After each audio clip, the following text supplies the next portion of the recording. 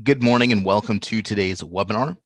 We'll be starting in about 10 minutes to allow additional time for people to arrive. So sit tight. We'll be starting shortly. Thank you.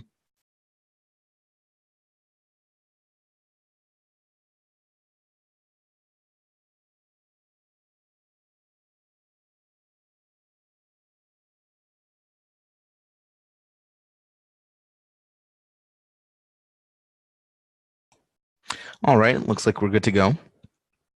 Let's go ahead and get started. Today, we're going to be taking a look primarily at our business processes.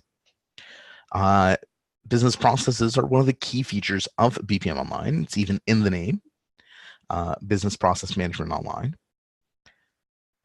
And what they allow us to do is actually a whole heap of things.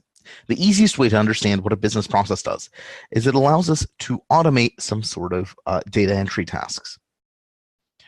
For example, we can automatically assign values to a group of records.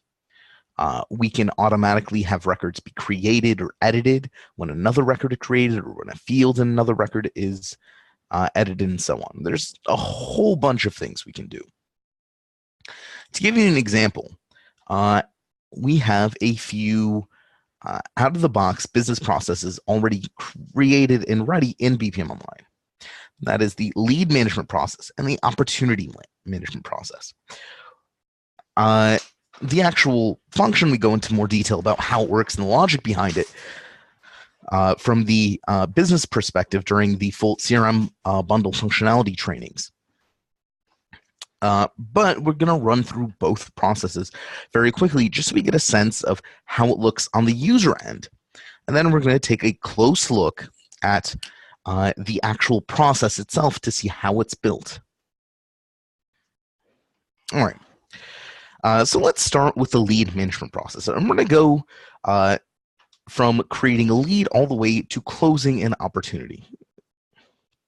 And just so we can get a sense of what this works. And this is going to share a lot of similarities with our dynamic case management system. You can think of dynamic case management, which we covered yesterday, as kind of a simplified version of our business process, of our business processes. So let's go ahead and quickly run through this lead. I'm just going to fill in some demo.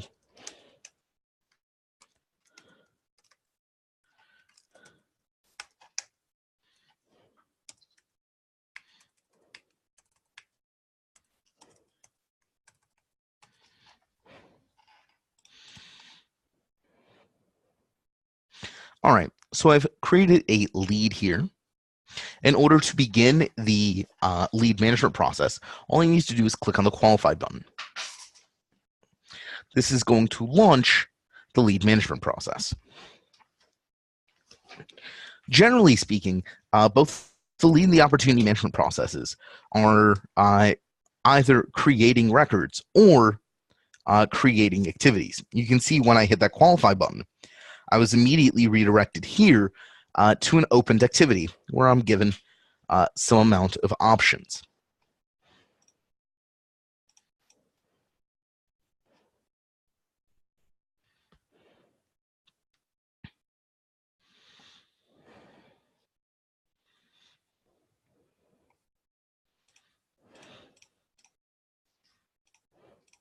Let's go ahead and find the lead that we just registered.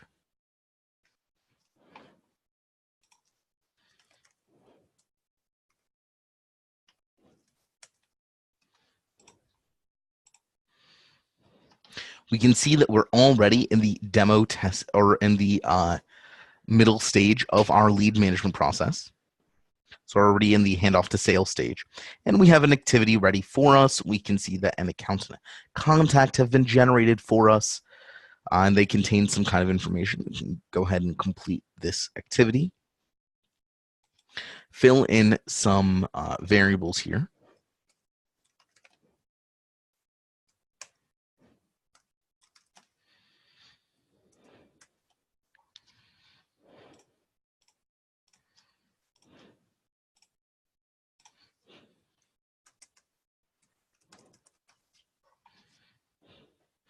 And And once we've filled in all these variables, I'm going to hit save. And again, I'm not really explaining what the purpose of all this, but just so you can see that we've generated an activity. We've had that activity automatically open for us. We have a completely different page open up where we've input some data. And now the system is going to take this information that we've input right here, and it's going to create an opportunity for us. We can actually see this opportunity here in the Opportunity Info tab. And we can see this opportunity has been automatically created. And if we go over to this opportunity,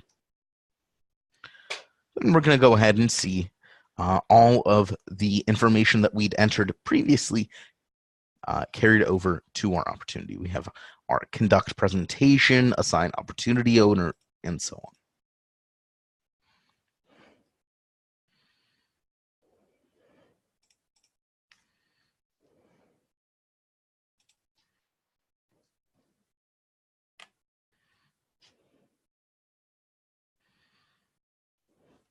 And we can go ahead and move through the opportunity management process as necessary, but it's pretty straightforward for here.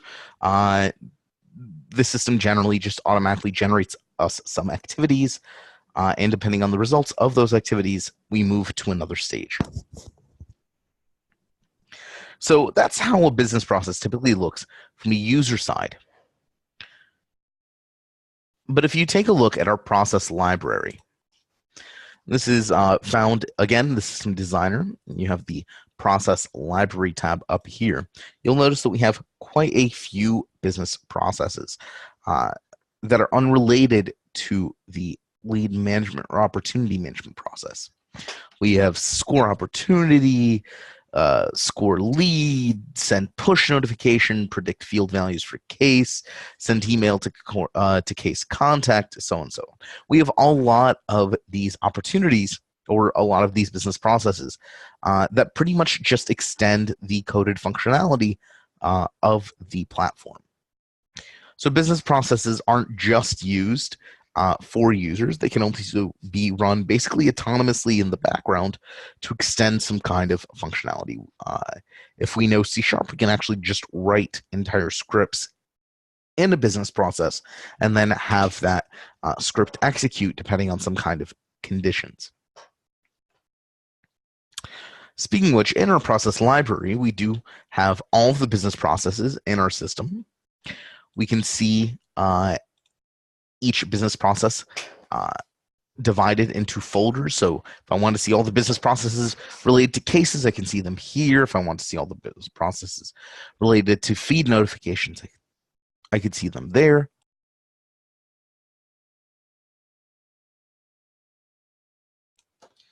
And just generally speaking, you can see pretty much all of the processes that make up BPM Online that we get by default. We can actually see it's split into our approval processes, our lead management processes, our opportunity management processes. We can make an order management process if we'd like, and of course, some system processes that execute in the background. So the process library is where we can sort and see all of our business processes. But we also have a very important section called the process log.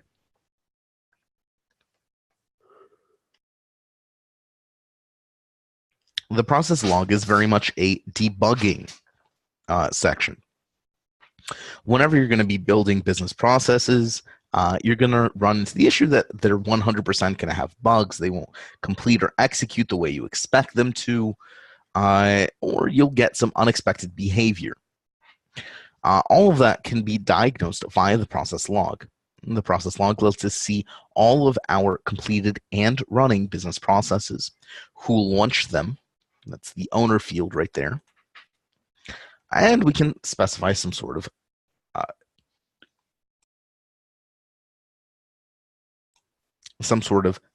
time range for all of these completed or running processes. What we can also do is view the running process itself. We can see when it was launched, who launched it. That's the owner. If it was completed, we can see when that happened.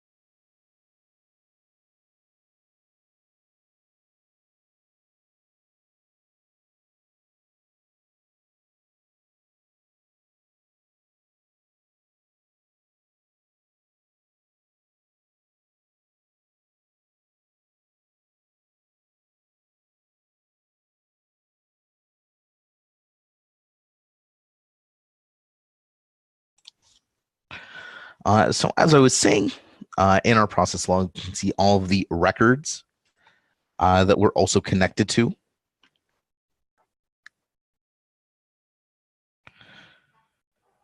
So I can see each activity and even the opportunity that this business process is impacting. Though, in order to see that data, we do have to set certain things up on the business process side, which we're going to see when we get to the process designer itself.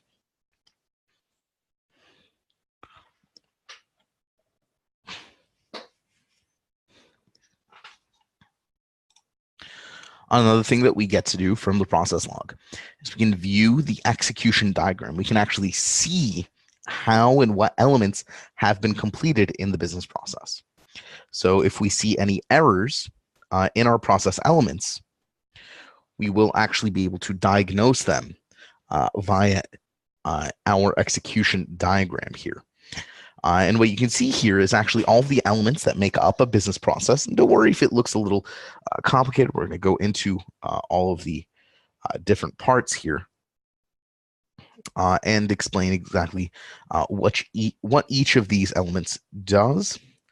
But from the execution diagram, we can see how many times each element has actually been completed.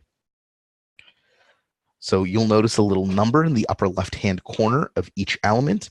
That is the processing number. So that actually will tell us how many times an element has been run.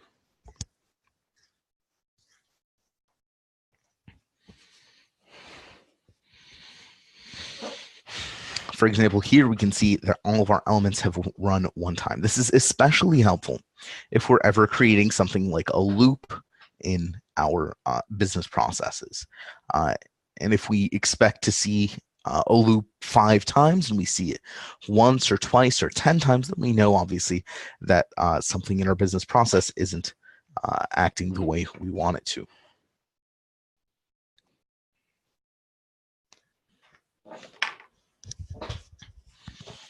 All right. One thing I also want to mention from the process log is the cancel execution option. This lets us completely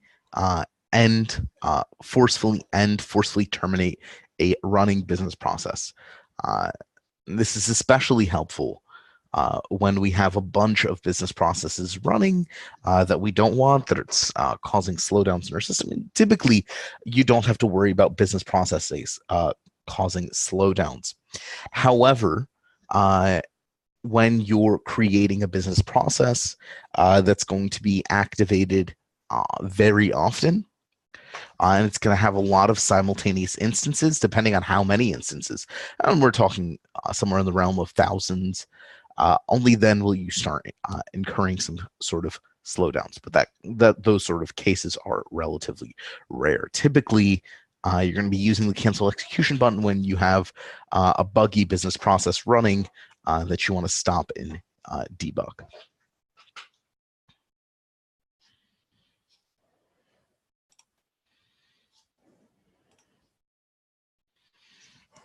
All right, so we've seen where our business processes are. We've seen how we can debug them. But what about the business process itself? Well, let's jump in by examining one of the business processes that we just saw when we were going through the lead management process. And this is the business process that's going to be handling the creation of an opportunity from a lead. I do want to mention that the lead management, the opportunity management processes, I refer to them as a single process, but in reality, they have a lot of moving parts in our process library. We can see, for example, that the opportunity management process contains quite a few separate business processes. Actually, 16 separate business processes make up the opportunity management process. And for the lead management process, we have 10 separate processes that actually make up the lead management process. Whenever we're going to be building or thinking about really big business processes, we need to first realize that the best way to do it is to break it down into as many little parts as possible. Actually, let's do this. Before we jump into creating an entirely, or before we jump into taking a look at the elements of business process, let's generally talk about how they're formulated and how we should think about a business process in the first place. Uh, as we saw in our process library in the execution diagram, just open the execution diagram for one of these. Business processes are pretty much just workflows. They tell us, they are items that tell us how to move from one step to the next from a starting position. These circle items that we see here, so we see opportunity stage, modify to, blah, blah, blah, start from another process. But these circle things are known as start signals. They tell us where our business process begins. These arrows between these circles are known as sequence flows. They connect elements of a business process and tell us what direction it should flow in. For example, in my business process, I start here, and by clicking on it, I can actually see this little arrow turns blue and it goes here. Then this arrow goes here, this arrow. Now, this arrow actually goes quite a few ways. So you can see here, I have a pretty straightforward workflow, right? I start here, I go here, then I go here. But here, notice that I have, I can actually go this way. So I can go from here to here. I can go this way, or I can even go this way. In business processes, because this is, of course, a workflow, we can use something called gates. That's these little diamond icons. Gates allow us to set some kind of conditions. They allow us to make decisions based on some kind of criteria.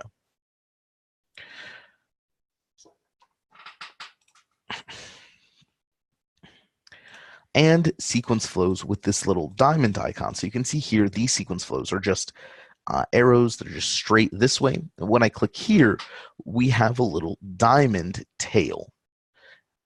And that leads into again, this diamond tail that's leading into the next element. These sequence flows that are not just straight, but have this little diamond on their tail are known as conditional sequence flows. They are arrows where we can say only move down this path if we meet some kind of condition. For example, you'll notice that I have these two selected sequence flows, yes and no. And this tells me that if the answer for something is yes, I do this. If the answer for something is no, I do something else. And we'll see exactly how all that is enabled.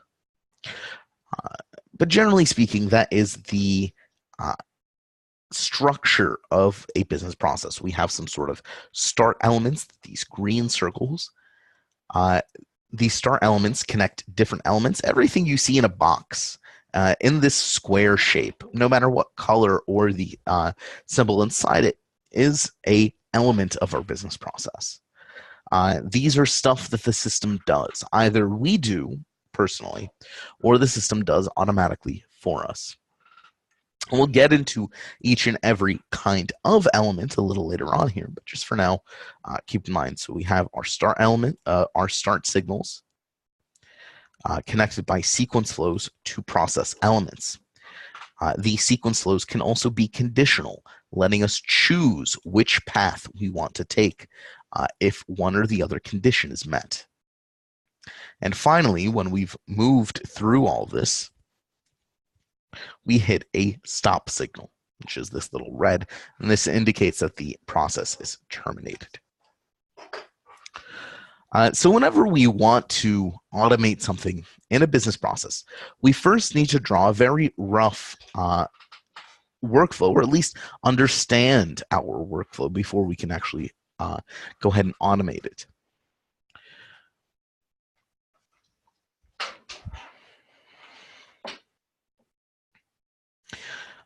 In BPM Online, we actually use something known as BPMN notation to model these workflows. Of course, our version of BPMN notation is very heavily customized, as it is an automated version. But BPMN is a real notation system. You can look it up, see how exactly it works. Of course, in typical use, it's meant to simply be a quick and easy way to model business workflows. Not exactly automate them, though, of course, we've taken that concept and we've decided, well, if you can model a workflow, you can automate it as well. So to give you an example of a modeled workflow, let me find, I have this little process of, for example, the workflow of ordering a cup of coffee.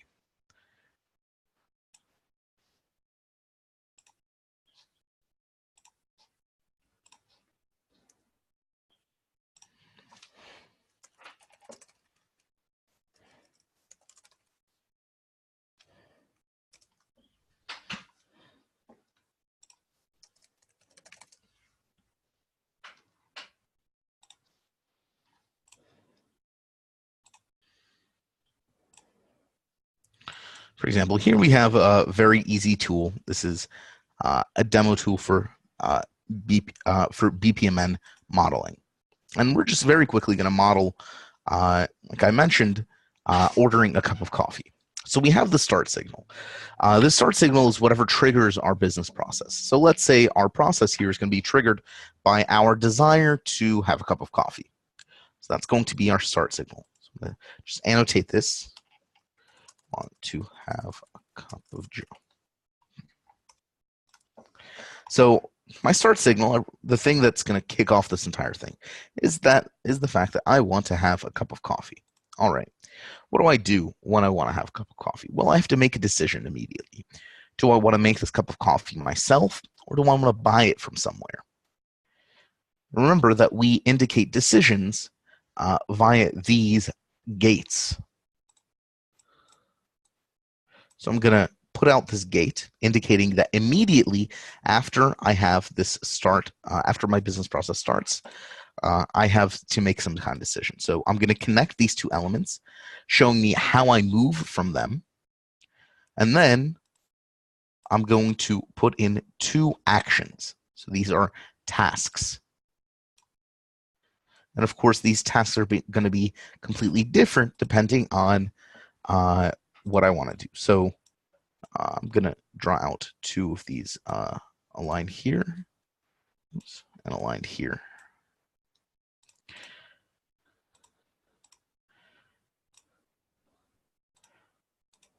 I'm going to state, for example, that this one is going to be make a cup myself.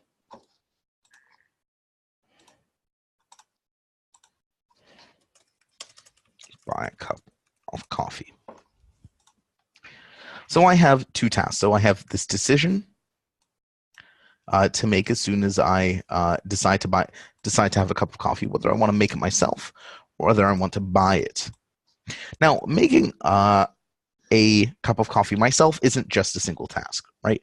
It's split up into little subtasks, which I can also drag out to indicate. Oops.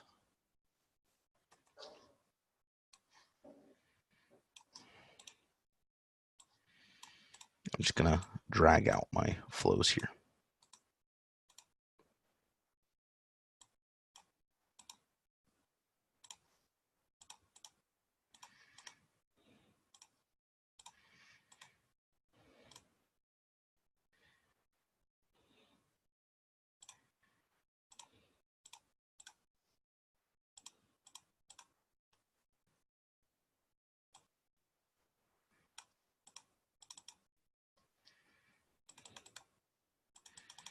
So this is going to be buy a cup.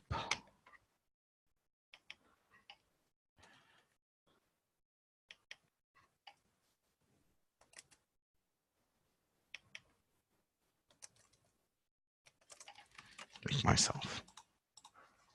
All right. So let's think about the first type of task that we have. So I want to make this cup of coffee myself. So let's think exactly what goes into making a cup of coffee. Well, first I need to grind the beans.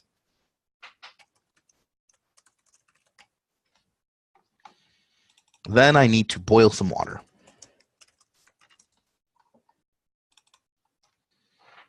Then I need to pour boiled water on ground beans. And we can see how this goes, because obviously I can't pour boiled water on ground beans unless I have ground beans and boiled water.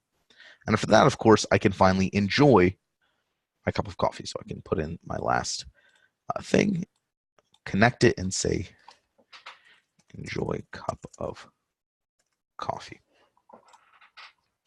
If I want to buy a cup, the first thing I have to do is find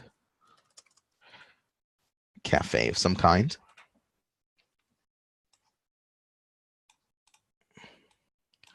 Then travel to cafe.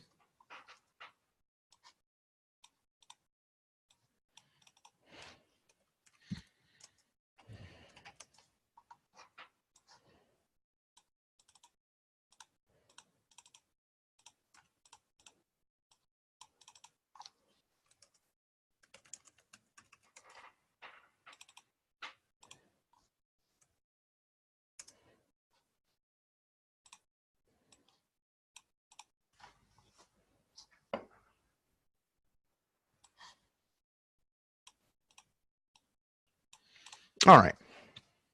This is a very basic decision flow workflow for having a cup of coffee. So I start by wanting to have a cup of coffee. Then I choose whether I'm going to make this coffee myself or I'm going to buy a cup. If I make it myself, and then I have to follow the top branch. I have to grind the beans, boil water on ground beans, and then enjoy my cup of coffee. And then the process ends. This is the end step. This is, of course, a black and white representation. In our system, this is represented with a red signal to indicate a stop. If I want to buy a cup of coffee, I'm going to have to find a cafe, go there, then order and pay for the coffee. And then once I do, I can, again, enjoy it. So we can see that this actually takes us to the same place, even though we have two different paths to get there. And finally, our process ends. So whenever we're thinking about business processes, again, we have to understand what exactly we want to accomplish.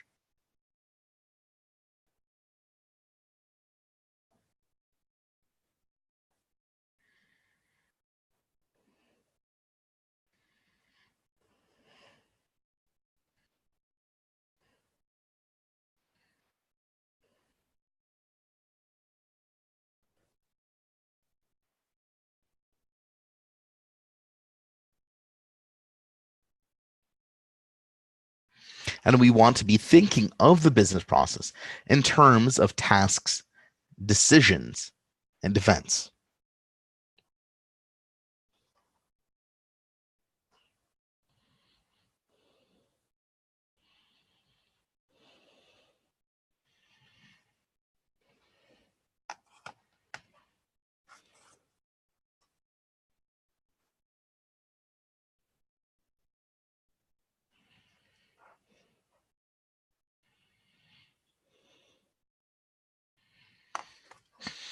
All right. So now that we understand generally how we should think about business processes, let's go back and go into the business process right here. Create opportunity from lead. As you can probably guess, what this does is creates an opportunity from lead. So I'm going to click on the process designer to open up this business process. And we're going to go through each and every element contained in the business process.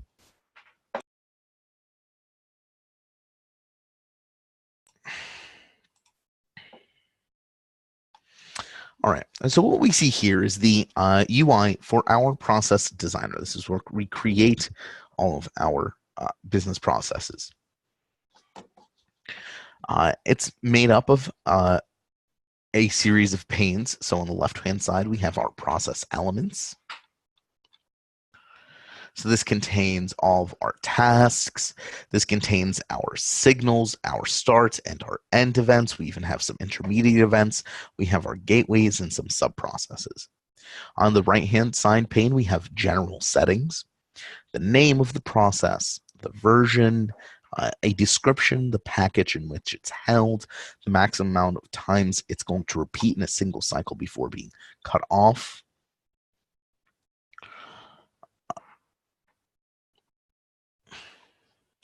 We can even see some parameters. We'll talk about that a little later, and methods, if any. All right. But really, for now, none of that stuff really interests us that much. What we want to really focus on is the business process itself. And you can see that it's laid out kind of even the same way that my coffee business process was. Of course, in one, we're creating an opportunity and lead. The other, we're making a cup of coffee. But you can see that the general structure is the same. We have some sort of start element that leads to decisions that lead down tasks that need to be accomplished that ultimately complete. And we try to keep each process as small as possible, mostly for readability issue. Whenever you're designing a business process, you do want to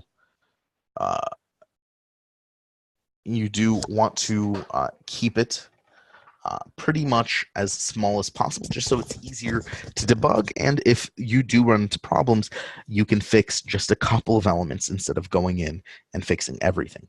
And I will say, creating business processes is very much an art as it is a science. There's a lot of experimentation involved. There's a lot of running the same thing over and over with slightly tweaked settings to see if one or the other setting works better. So it does take sometimes quite a bit of work and time, but I promise you the results are worth it. And once you understand the concept behind the system, creating business processes becomes a pretty straightforward task. All right, so let's start with the create opportunity from lead business process. We know what the result is. We start with a lead, and in the end, we have an opportunity with all that lead data copied over. But how exactly does that happen? Well, we're going to start at the beginning with our start signal. There are, in BPM Online, four start events that we can use. Now, some of these events are pretty much developer only, such as the message start event and the start timer. 99% of the time, we're going to be caring only about the simple or the signal start event. And I'll say around 70 to 80% of the time, we're only caring about the signal start event. All these since message and start timer are pretty much just for developers, I'm going to be talking about the simple and the signal start event. The simple start event, that's just this little circle, is a start event that's used whenever we're launching a business process manually. So if we're in the system and we go to our section pane and we click on the run process button and we select a business process to run, that would be considered using the simple start event. We can also use simple start events if we're building processes that are not autonomous or standalone, if we are building sub processes, and we'll go into more detail about that a little later on here. Next up, but the element that we're going to be using almost always is going to be the signal start event. So the signal start event is a start event that triggers a business process when some sort of condition is achieved. For example, we can see that we have a signal start event here entitled lead in awaiting sales stage. You can probably guess that this means that when a lead reaches the awaiting sales stage, this business process triggers. So let's take a look at exactly how that's set up. And I'm going to do this just by clicking on the process itself, or on the element itself.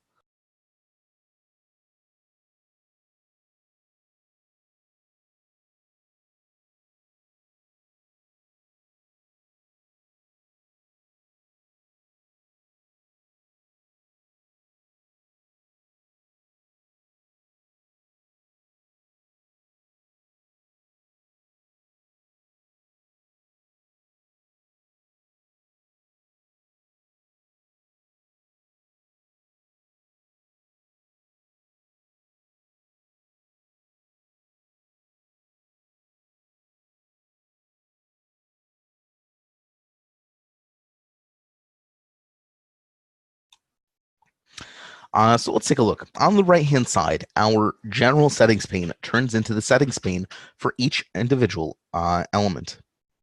So we can see that the element is comprised pretty much of a series of questions. And if this looks familiar from the DCM, that's because we use the same element layout and interface as we do in our dynamic case management as we do for our business processes. Again, DCM is considered to be a kind of simplified version of our business processes. All right, so let's see exactly how the signal works. So the first thing we have to do is determine what type of signal is received to trigger our business processes. There are two signals, but really only one that we're ever going to use, that is the object signal. The object signal represents that we are awaiting a signal that's going to be a change in some object in the system.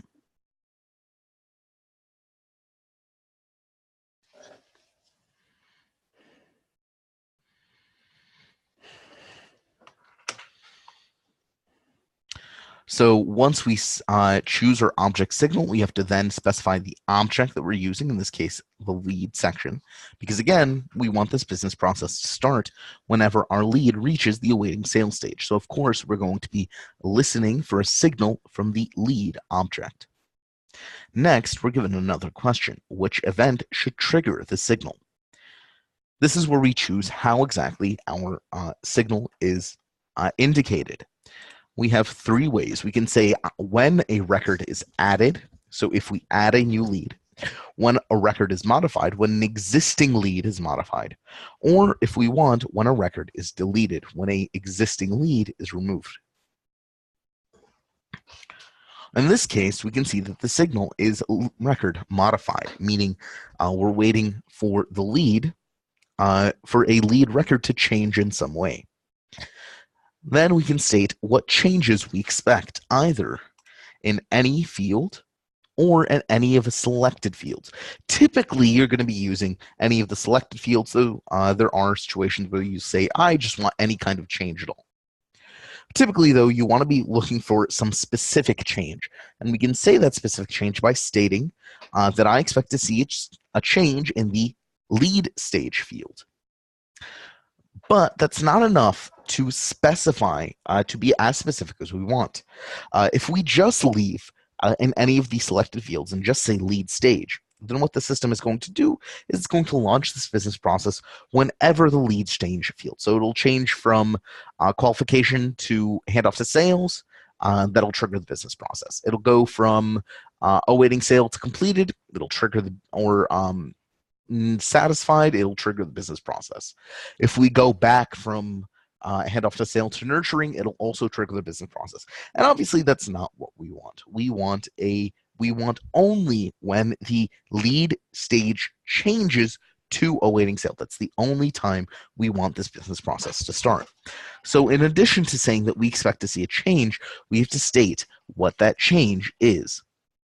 Below, you'll notice we have a little section that says the modified record must meet filter conditions.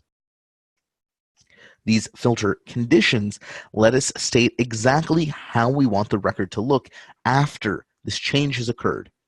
So we have some change in the lead stage field, and specifically, we want to state a change in the lead stage field that mean where after this change, the lead stage field will be equivalent to awaiting sale.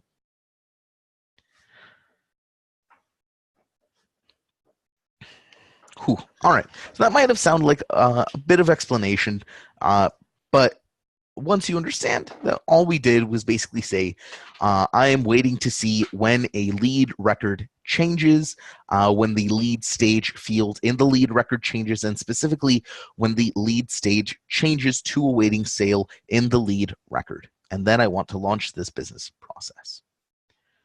All right, what happens next? Well, luckily we have a little arrow that tells us, and that takes us directly to a gate. Specifically, the exclusive gateway. There are 4 gateways that we can set up in BPM Online. The event-based gateway that works with our intermediate events. Again, this is mostly developers.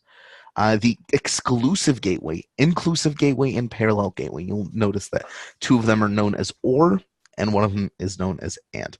Our gateways can also be thought of as Boolean operators. If you guys have ever taken any computer science courses, you'll have an idea of what I'm talking about here. Basically, it's a logical operation of some kind. We can say that a process must go on one or the second branch, one or the second branch. That is an exclusive gateway. Typically, that's indicated by XOR in logical diagrams. Or we can have an inclusive gateway where we go on one or the other branch, or both, if both conditions are met. And finally, a parallel gateway. And actually, we'll quickly build examples of all three gateways just so you guys have a handle on exactly how they function.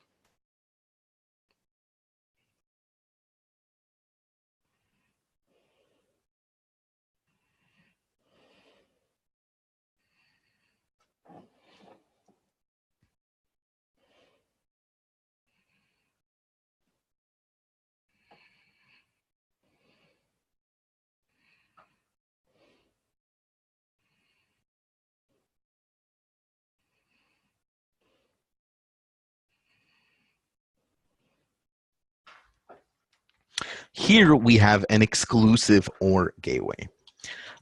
This means that we can only travel down one or the other branch if the conditions are met. So let's take a look. We can see that the gateway has this caption. These captions, by the way, that's the thing that we write right here, is entirely for human readability. They have no effect on the process itself. So it's purely so we know what the element does. All right. So we can see we have this element that says run process. What exactly is run process? Well, you'll notice that when we use gateways, they actually don't have any settings for them. The setting for a gateway is entirely set in the conditional flows that come from these gateways.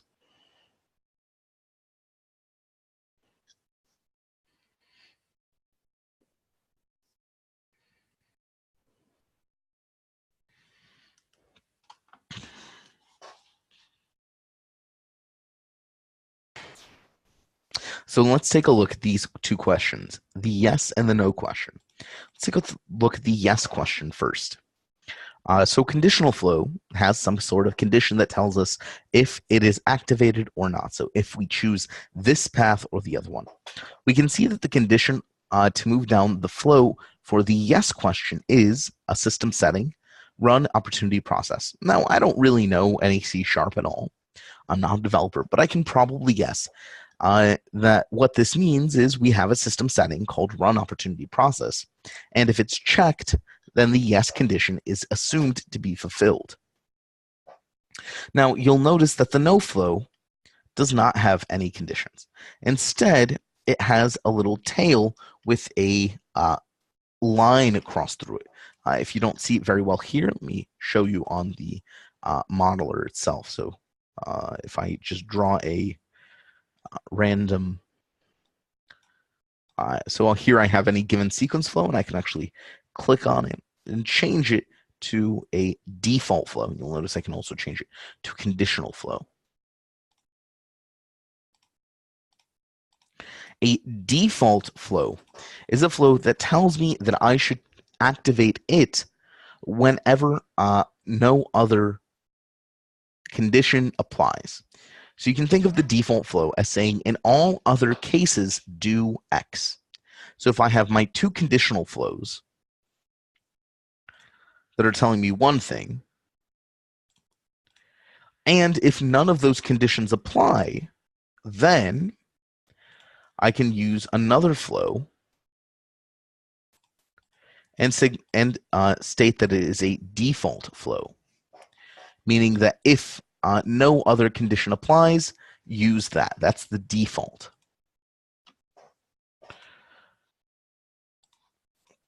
In terms of our business process, This means that if the yes condition does not apply, our default condition is no, and we move to the terminate signal, the end signal. So this means that our business process has ended.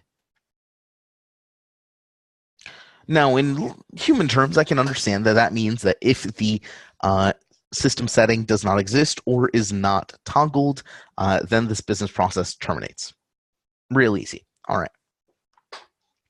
As we don't care what happens when it terminates because it's over, let's go further and move on the yes path. So run process yes. Then you'll notice that we reach our first element. This is entitled read lead data. The read data element that we see here, so this is read data, is the most common type of element you will be using in your business processes.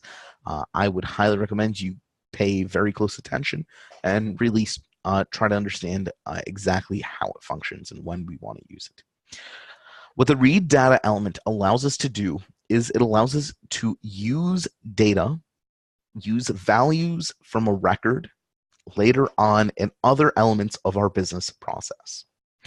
Typically speaking, you're going to want to start all of your business processes, or at the very least, all of your signal business processes, with a read data element that reads the record that triggered your business process.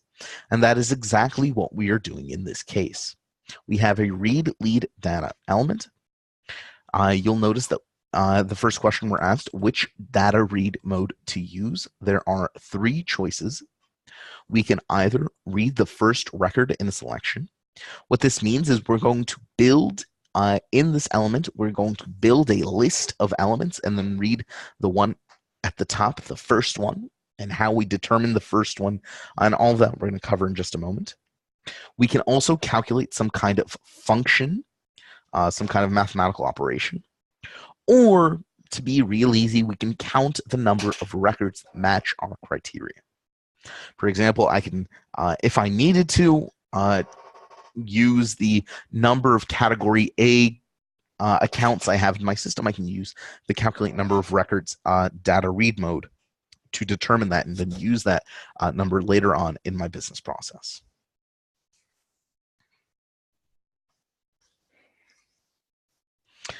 Most of the time, you're going to be using read first record in the selection.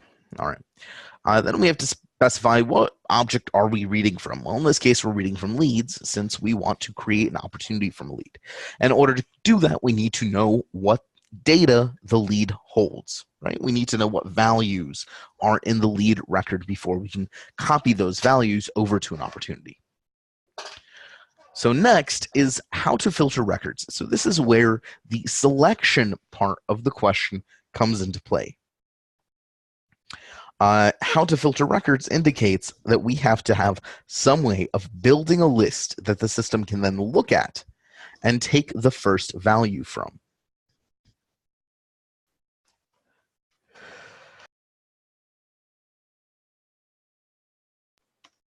Now, remember that ID value that I'd mentioned on the first or second day of training. This is a value that exists in every single record and is completely unique to every single record. By using the ID value in our filtration condition, we can specify a single record. We can build a list that consists of one record, because all we have to do is say that we want to look at the lead record whose ID value is equal to the ID value of the lead that triggered our business process. This way, we know that we're working with just the lead that we want and with nothing else. So this ID equals record ID construction here that you see in our filter conditions. This is probably going to be one of the most common things you're going to be doing when building a business process.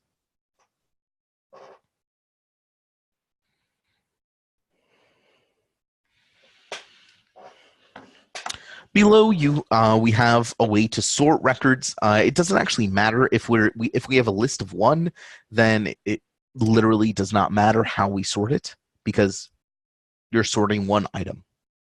And we can say whether we want to read from all columns or just some of them.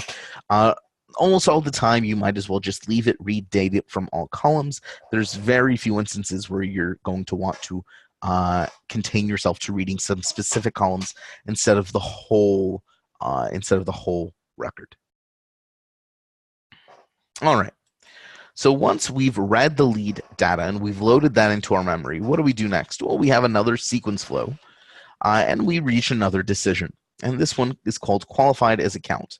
Now, no one knows what this means. The only way we can figure it out is, again, by looking at the conditional flows.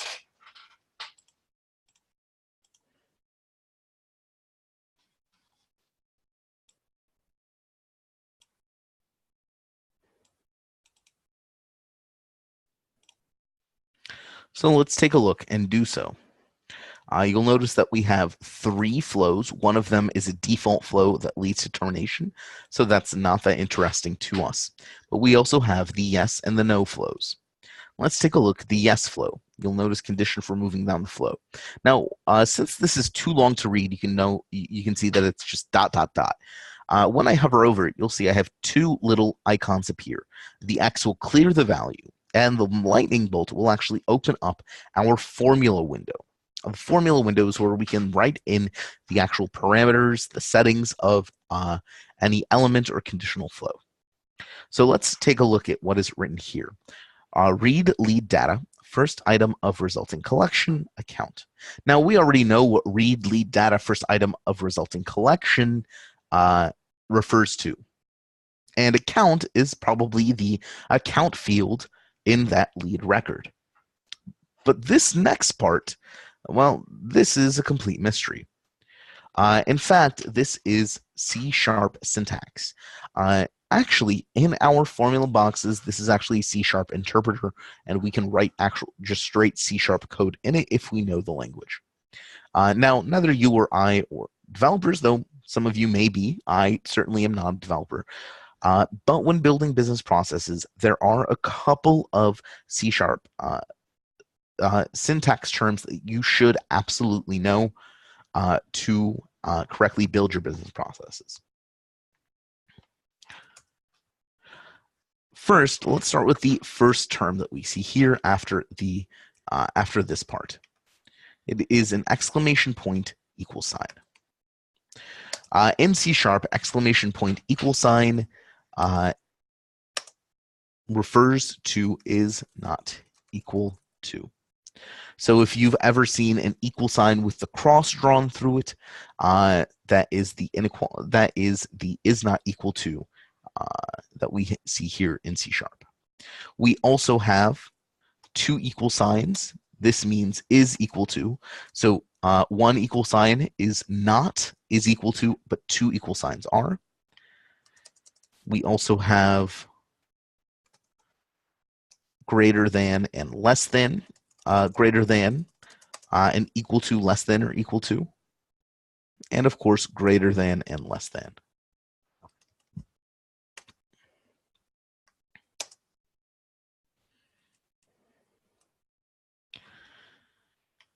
All right, so we know at least that whenever we see the exclamation point equal sign, that means is not equal to.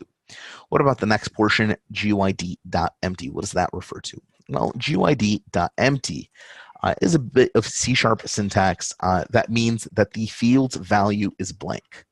It doesn't mean that it's 0. It doesn't mean that it has a value, but it just means that it is blank. There is no value there. So now that we know what these 2 terms mean, let's reread this condition. So we see that if the account field of the lead record that triggered this business process is not empty, that is considered to be yes. So this means it is qualified as account. On the other hand, no is the opposite. If the contact field is not empty, then it is not qualified as account.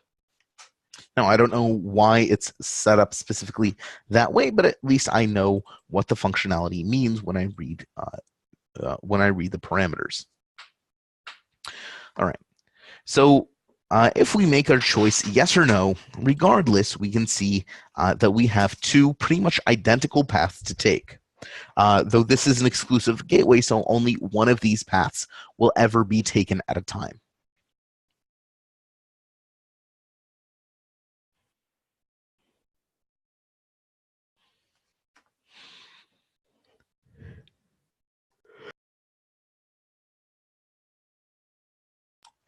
Let's start with the top path.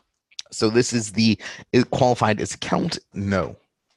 So what happens immediately after we say it is not qualified as count? We hit a different sort of element. This is known as a formula element. What the formula element allows us to do is it allows us to store data within a business process outside of a record.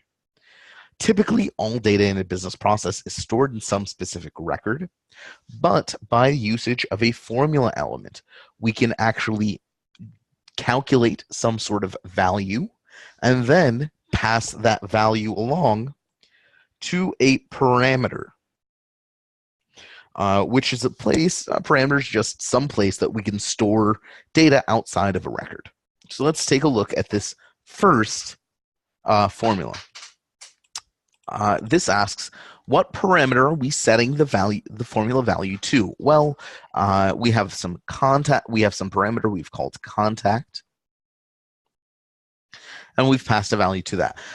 One thing I do want to draw your attention to is the little icons next to each of these parameters. This T, this thing that says ID, this magnifying glass, this 1, 2, 3, all of these icons signify the data type of the field, the data type of the data that we are storing. You cannot mix data types. So if, for example, I want to store a description field, so if I have a description field in my lead, I want to store that, I can't store it in a parameter with this 1, 2, 3 icon, because that is an integer field, and I can only store integer values in an integer field. I can store it in this T field, that is a string field, and I, of course, can store a description, which is going to be a string, some collection of characters, in a string type parameter. There is one exception, and that is lookups and ID values. Lookup is not strictly speaking, a data type in itself. It is instead a pointer that says, hey, look, don't look here, look in some other table, in some other record, in some other object. And when you're pointing at that other object or that other record, you're going to be pointing at an ID value to specify exactly the value that you want. So we can pass, for example, a contact field, which in the record is a lookup to an ID parameter. Since we are saying, hey, don't look in this lead, look in this contact, and you can actually use that contact ID in the ID type parameter. All right, so once we store that contact, what do we do next? Then we read the contact's data. So this is where this comes in handy. We say, read the first record in selection, read data from contact, and you'll notice that to make sure that I'm reading not just any contact, but specifically the contact associated with my lead, I can say the ID, read lead data, first item of resulting collection, contact. And again, sorting or reading column or reading selected columns or whatever, none of that really matters. I can read the whole thing. Next, I'm going to use a different data read mode of my read data element, and this is calculate the number of records. So for some reason, I'm going to want to count the number of records. What am I counting? Well, I'm counting the number of opportunity records, but of course I have some condition. My condition is that I'm counting the number of opportunity records where the contact field in those records is equal to the contact parameter. Because these are both ID values, this is a valid comparison. So this allows me to do is now count the number of opportunities I have for my for this contact, because I'm seeing, hey, this opportunity, is this contact's name written in the opportunity field? Great, it's counted. Is this contact's name written in the opportunity field? Nope, it's not counted, and so on and so forth until I've counted all of my opportunities. Next, I'm going to take that number. So we can see here, I've gone in, read number of opportunity of contact, and I've gone in number of records. So I've taken that value. Since number of records is always going to be a whole number, it's never going to be a negative, it's never going to be a decimal, it's always going to be a whole number. It is an integer type field, and I'm going to pass it to an integer type parameter that I call client opportunity count. So here are my parameters. I have client opportunity count. We can see it is an integer type parameter to store my integer type data. And then finally, I'm going to set the name of the client to a parameter. So I'm going to read the contact's data. I'm going to read the value of the full name field, and I'm going to save that full name in a parameter I've called name of client.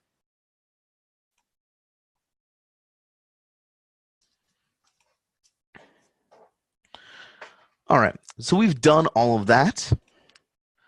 And now that we have all that, we can now create an opportunity. This is a different kind of element.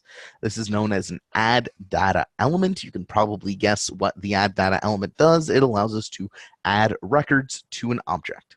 So we first have to choose what object we want to add the data to. Then we have to choose what is the data adding mode, either adding a record or adding a selection. And there is a difference. We can either add a single record or we can add a list of records. But if we're adding a list of records, we should probably be copying them. We'll see exactly a little later on in this business process how the add selection is used as opposed to add one record.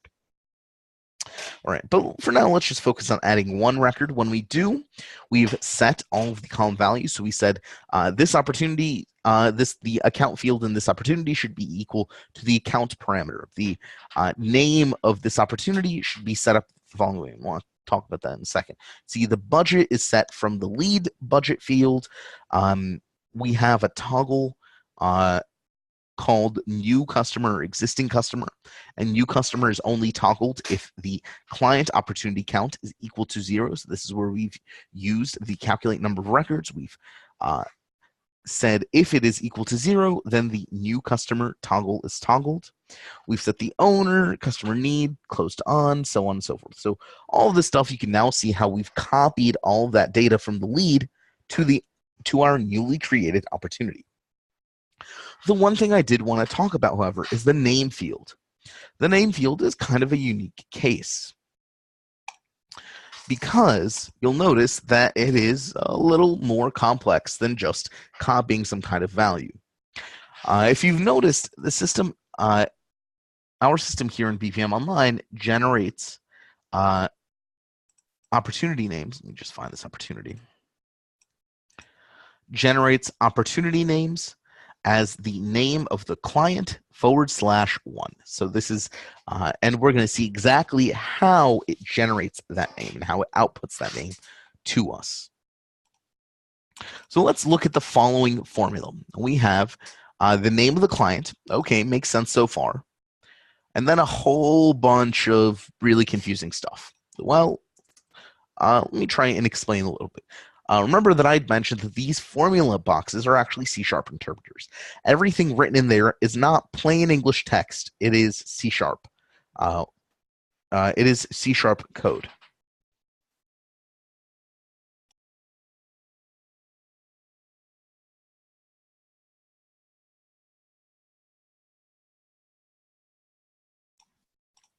As it is C# code, we need, if we want to display normal text in it, we need to use the correct C# syntax to do so. In C#, you can join bits of text using these plus signs.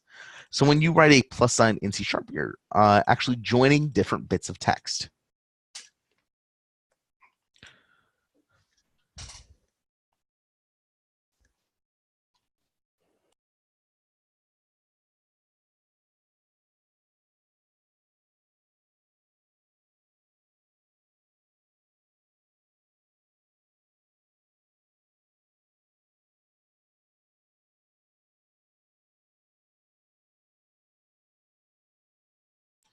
Next, we have these two quotation marks and the slash. Well, the slash, we can probably guess, is equivalent to the slash I see here in my opportunity name. But these quotation marks are not present here in my opportunity. And why is that? Well, because these quotation marks is in C# code how we state that something is just a string that we want to display.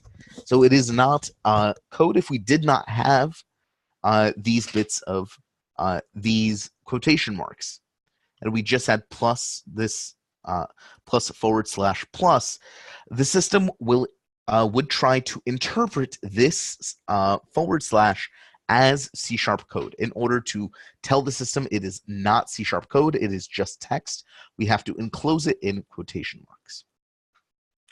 Then we write another plus. Again, we're joining two bits of text together, and we have the following formula. Client opportunity count plus 1 to string. Well, this part we know, right? That's the value of the number of opportunities belonging to this contact.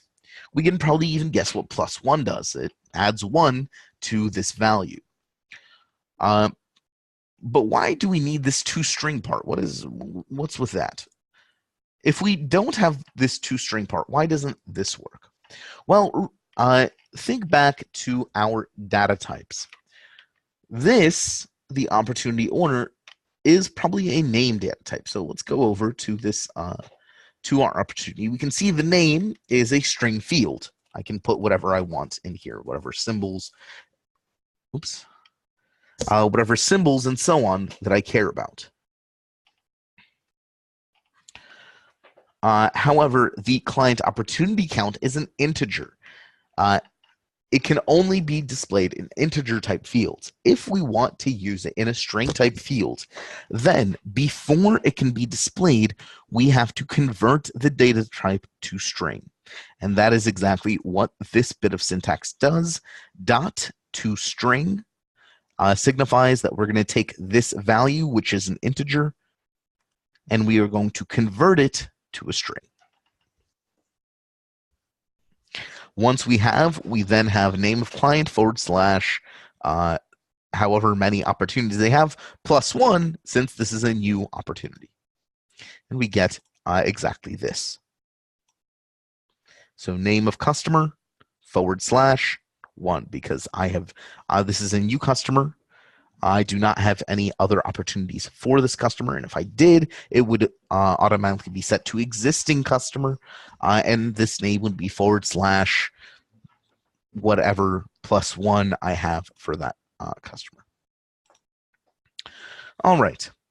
The next thing that I'm going to take a look at, the next thing that the system does, note that our process isn't over, even though we've created the opportunity, but we still have a couple of steps to go through.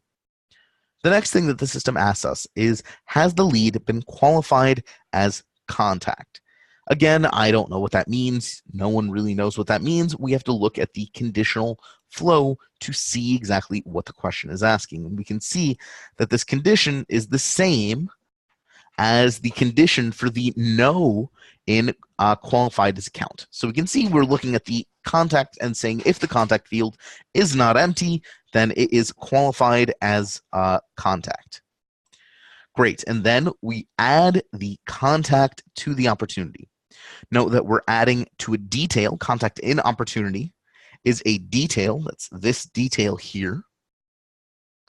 So we can't just add it to the opportunity. We have to add it to this detail. So we say adding object to contact and opportunity, adding one record. We say the opportunity. So this detail record should be connected to the opportunity record by its ID. Then we set the contact's ID from the lead to this detail. And we say that this is our primary contact. So primary contact field is a Boolean field. It is a checkbox. And we've set its value to 2. Remember that Boolean fields have a value of either true or false. In graphical terms, that means the checkbox is checked for true. The checkbox is unchecked if we want to indicate false. Then we move to reading the opportunity data, regardless of whether or not the lead has been qualified as a contact. We read our opportunity data. And again, you should be pretty familiar of how we do this. Read first, recommend selection. Reading from opportunity, ID equals new opportunity, created record ID. Sorting record data, columns, none of that matters. And then we go ahead and we are going to use our third element. This is the modify data element. As you can probably guess, it lets us modify the data of some object. So we're modifying data in the lead object. We're modifying data in the lead record whose ID matches the ID of the record that triggered our business process. And the only change that we are making is we are setting the, if I go back to our lead here, I am setting the value of this field to my newly created lead. And that's how we get this nice fancy little link here that I can click and hop over to the opportunity.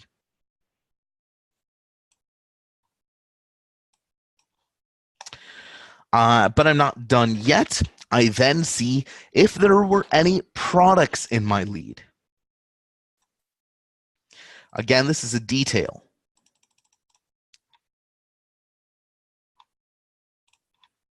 So we have a products detail here. This is a detail, so I see if the lead has products. So I check this number of records. If it is greater than 0, then I'm going to add the products. And if it's not greater than 0, I don't have to make a separate conditional flow. I can just use a default flow to say, in all other cases, if this condition isn't met, read opportunity owner. We'll see why we do that in a sec. But let's take a look.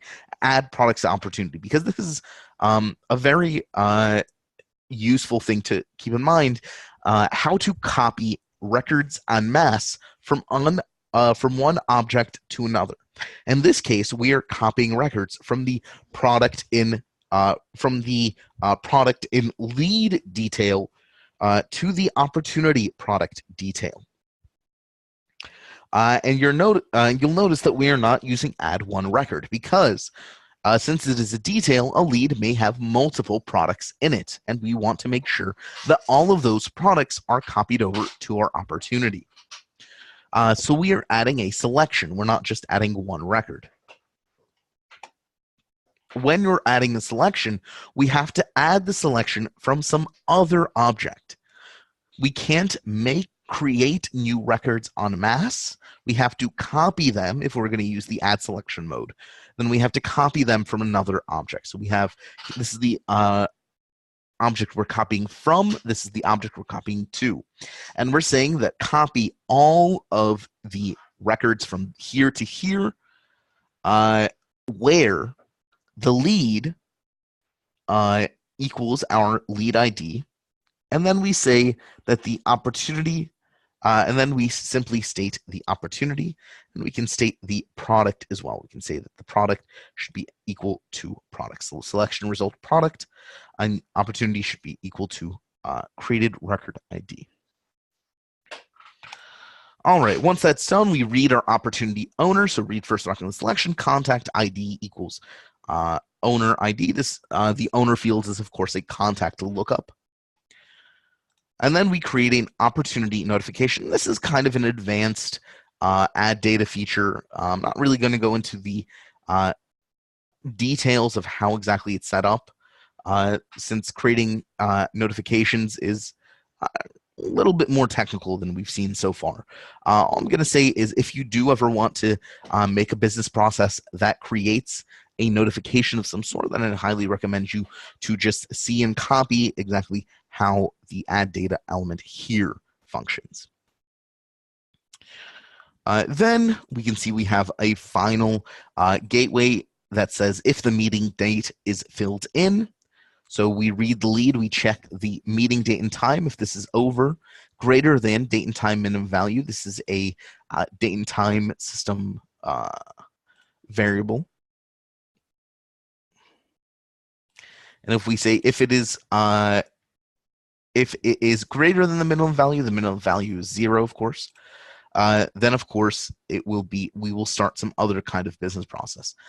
And regardless of whether this is triggered or not, note that there is no condition, so this gateway will always be triggered. We will then open the assign opportunity owner page. So this is the edit existing record. This is exactly the same element that we have seen yesterday in the dynamic case management. We then use our edit data or modify data element to modify the opportunity to indicate that it has been created by a business process. And finally, our business process terminates. All right, that was a lot of information. I did see someone ask, are you going to show us how to select all of these details? Of course, we're going to go into that right after we come back from our break. So let's go ahead and take a quick 10-minute break. Think about the functionality you see so far. I understand that this might be a lot of information, especially if you're not exactly technically inclined. So if you do have any questions, do let me know via the chat panel. Otherwise, thank you for listening so far. We'll be back in about 10 minutes.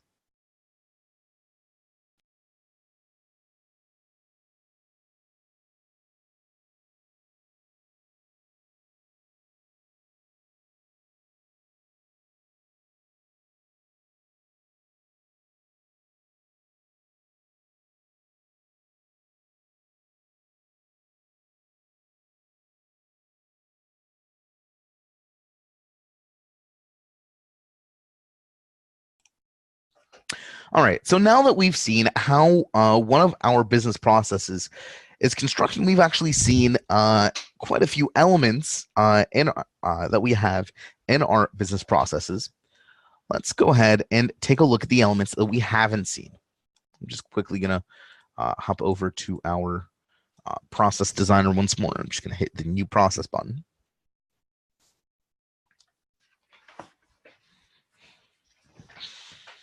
All right.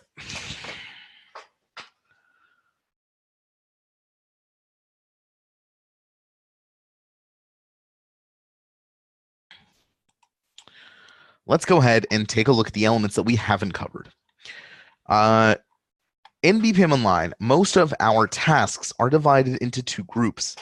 User actions, things that users have to do, of course, and system actions, things that the system does automatically. Things like read, add, modify data, these are all system actions. The system does these without any human input at all. For user actions, on the other hand, though, we do need some human input.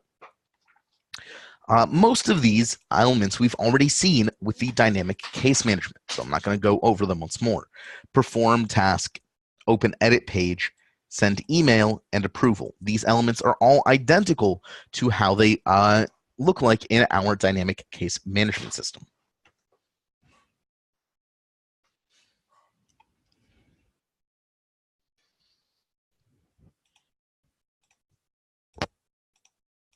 However, there are a couple of tasks that we haven't covered, namely user dialog, auto-generated and pre-configured pages. The user dialog allows us to ask the user some sort of question. I can type the question here, and then say whether the user can choose one or multiple options. For example, I can make a yes or no question pretty easily.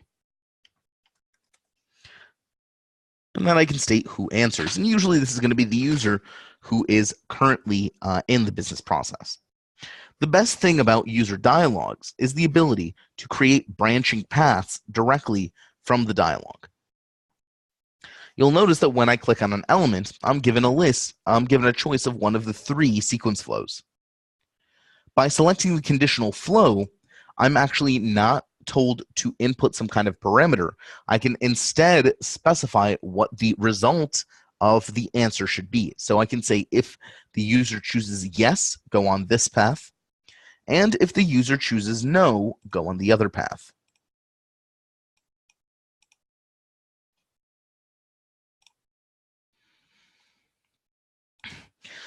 Incidentally, I can do the same in my activities. I can say what the result should be of an activity. And when you're given the activity, you'll only be able to choose from the options that I've selected. So you won't be able to choose any more, but only those that I've selected.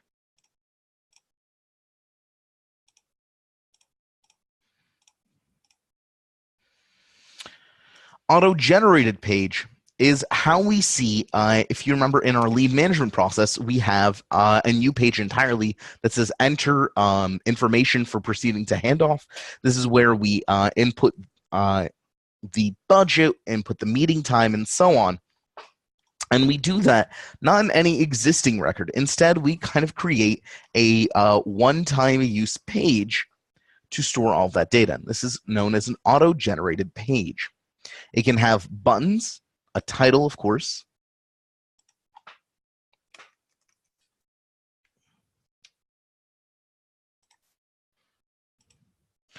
It can have items. These are fields, booleans, date, times, whatever fields that I want on the page, who it should be shown for. I can leave recommendations, and I can connect it to certain objects. And finally, we can also set pre-configured pages. Pre-configured pages are actually something used only by developers. If a developer has created a custom page for you, you can call it in a business process using the pre-configured page element.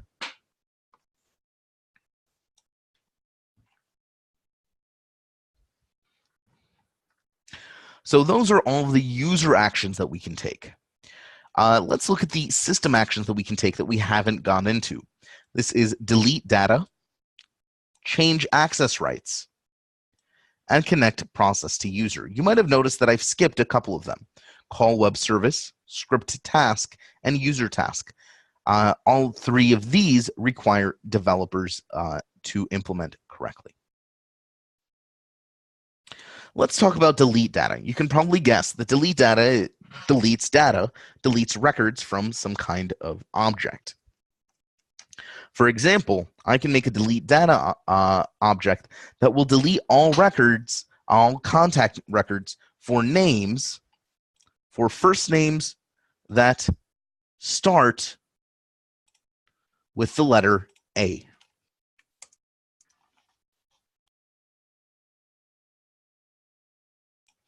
If I execute this element, then the system will go through and delete every single contact record that starts with the letter A. Pretty easy. There's no modes here. There's nothing tricky. Pretty easy element to understand. I can also use the connect process to object element. This is a very important element to keep in mind if you want to see in your process log, if you want to see the connected to elements. In order to see what your process is connected to, you do need to use the connect process to object. So for example, when my business process runs, if I want to see exactly what record it's operating on, I need to specify the connected object here, and then set its ID to the ID of the record that triggered my business process. Currently, I don't have any start signal to go off of. We'll see how that works in a moment. And finally, we have the change access rights element.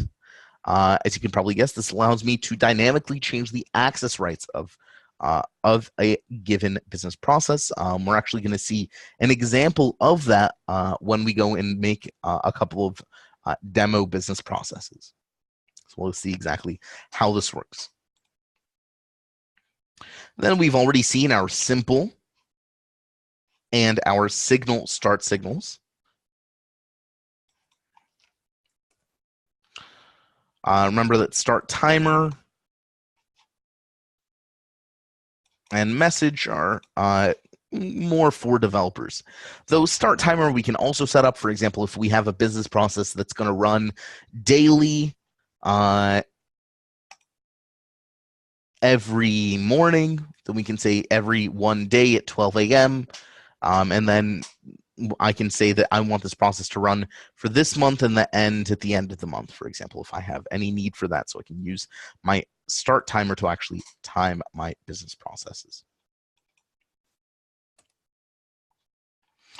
We also have intermediate events, and these are kind of more advanced. Again, they're mostly used by developers, but as non-developers, we can also use, for example, the wait for signal start event.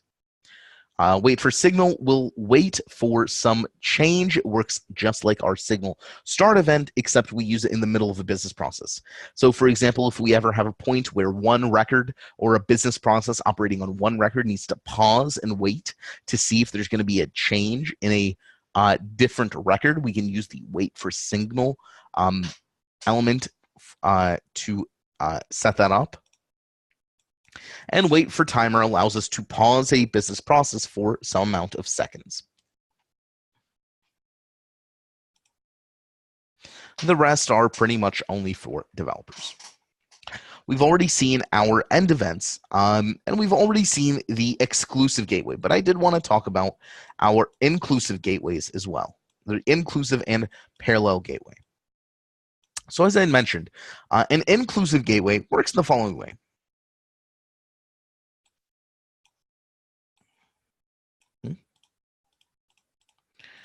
It is a logical operator.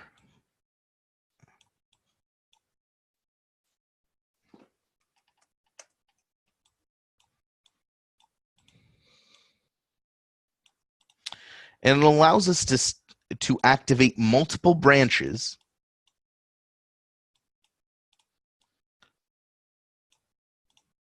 if their conditions are met. So let's say I have the following thing. I have some account. And let's say I have a business process that starts whenever a category A account is created. So I'm going to quickly drag out the signal.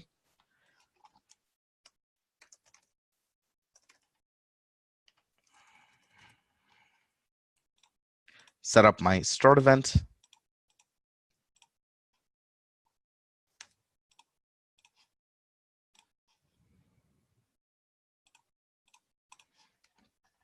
So I have a category A account added to my system. Then I can have a process that's going to say if, for example,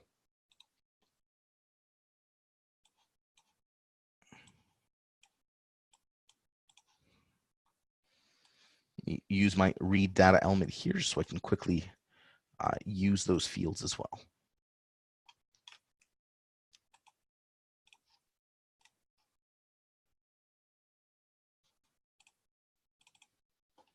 This is the ID equals record ID that I've been mentioning. I'm quickly going to draw some lines. All right.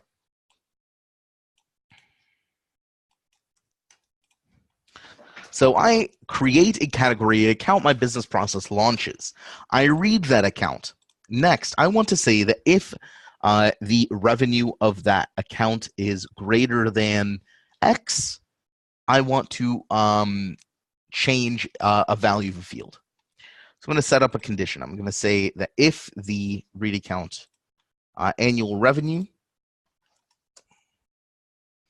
is equal to, so that's the double equal signs, and I can find my lookup, my annual revenue of account lookup, and I can say if it is equal to 21 to 30 million,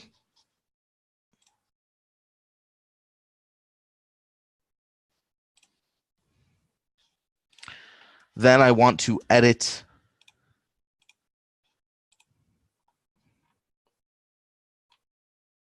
the account code. I want to set the account code to, let's say, 2.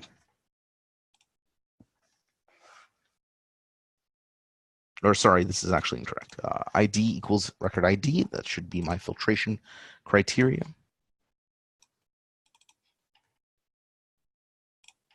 Now I can say that the code should be set to 2.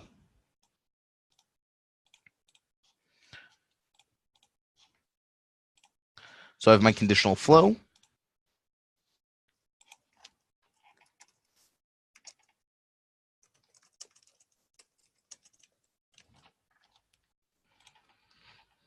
Revenue up to 31 million. set code to 2. So it's pretty understandable so far. But if I use an exclusive gateway, I have to choose which path to take. If I use an inclusive gateway, I can then state that if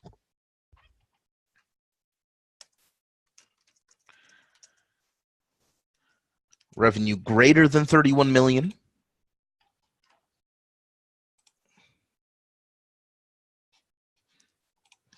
so I can say read account, and again, annual revenue equals lookup. Annual revenue of account 31 million or more.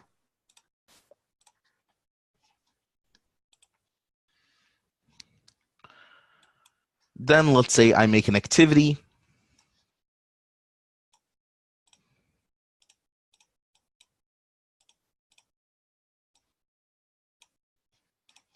called call customer. And I can finally say that if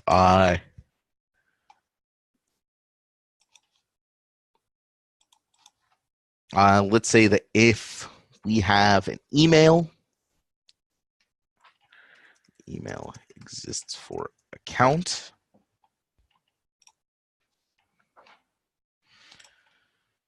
so read account, find the email field,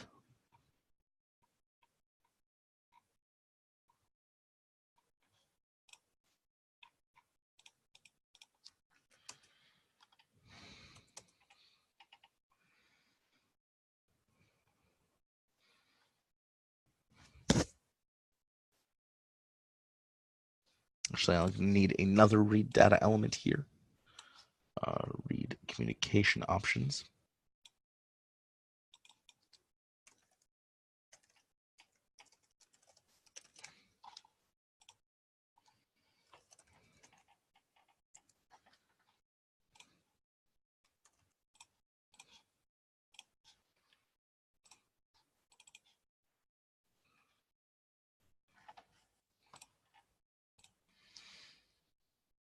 And I can go to my condition and state read communication option, read number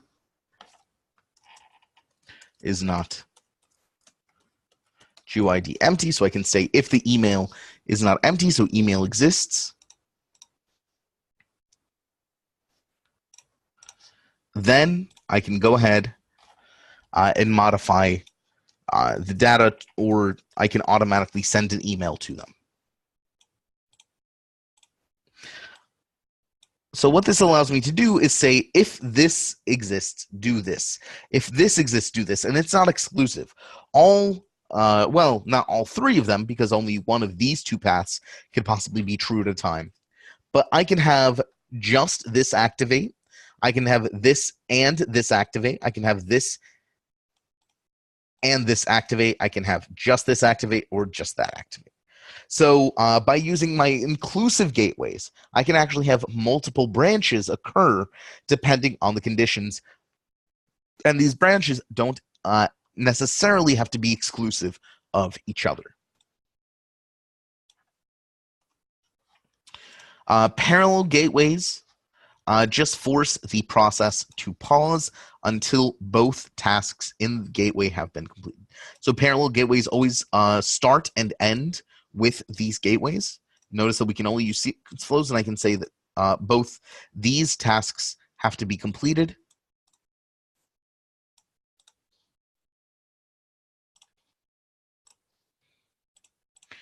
Both these tasks have to be completed before my process goes on. So if I have a workflow where I have to wait for documents from accounting and documents from legal, and my process cannot continue until I have both documents from accounting and from legal in my hand, then I can use a parallel gateway to pause the process and wait until those conditions are fulfilled before moving on.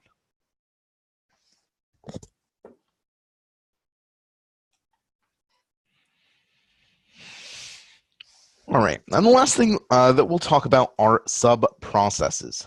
Sub-processes, as you can probably guess by the name, allow us to call business processes from within another business process.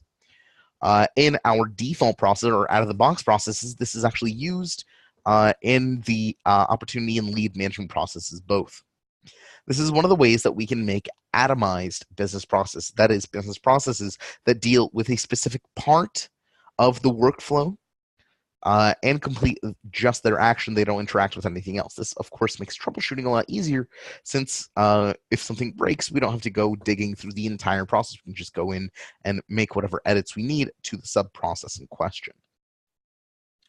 To use a sub-process, we do have to have a simple start event. That's because the parameters from the parent process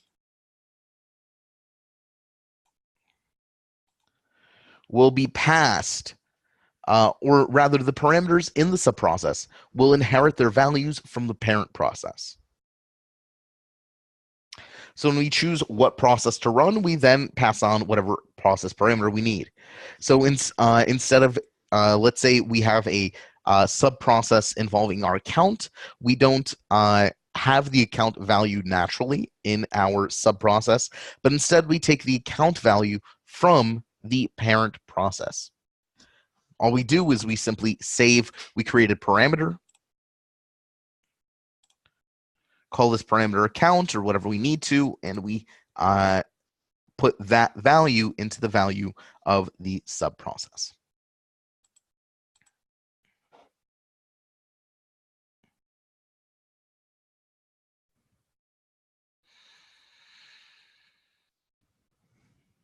All right.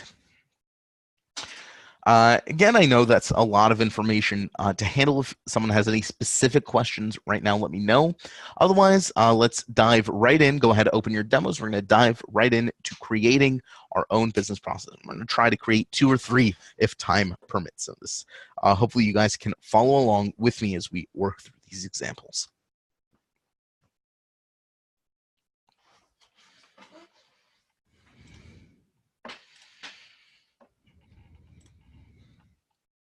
So I'll give you guys a couple of moments to open up your demos and open up your process designer, and then we will begin. We're going to start with a business process. It's going to be very simple. All it's going to do is check whether an invoice is paid, and if so, create a task to ship the invoice, to ship the order to the customer.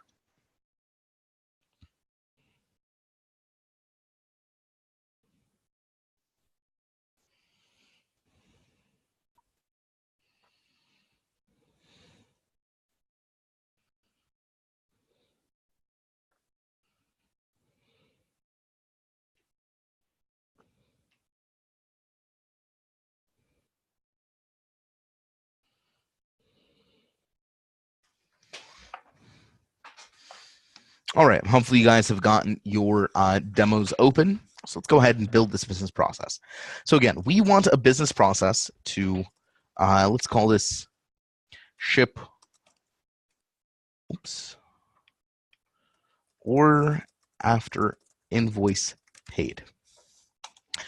So let's think about what we want this business process to do. Well, first, we want a business process to run automatically, right? I'm not going to wait and check every single invoice and see if its status changed to paid. I guess I'll launch the business process. No, I want my business process to start by autonomously recognizing that an invoice's status has been changed from unpaid to paid, or partially paid to paid, or whatever the case may be.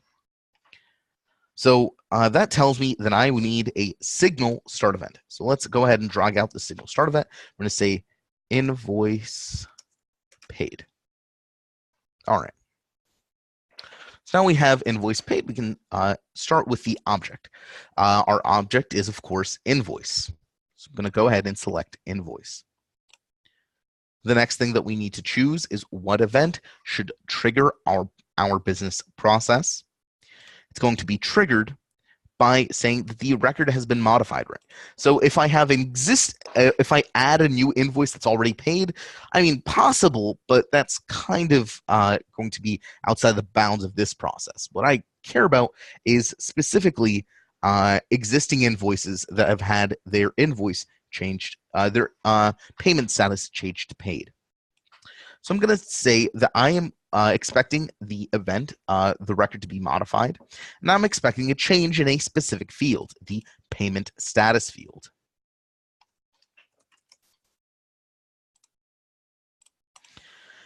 Specifically, I don't care if the payment status is changed from unpaid to partially paid. I don't care if it changes from unpaid or partially paid to canceled or whatever the case may be. I care only when the payment status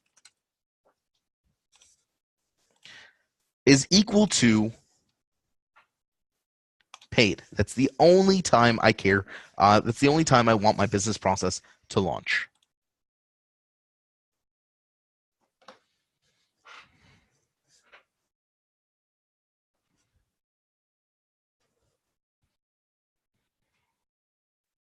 So your signal start event should look like the following: invoice paid, object signal, what type of signal is received, object signal.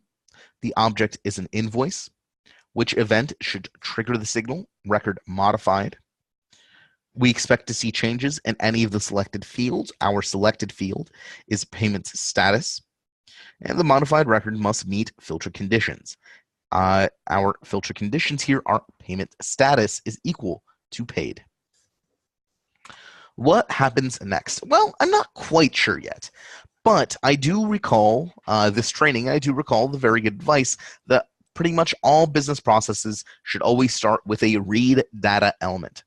So here we have invoice paid. I'm going to draw my sequence flow, and I'm going to move directly to my read data element and say read invoice.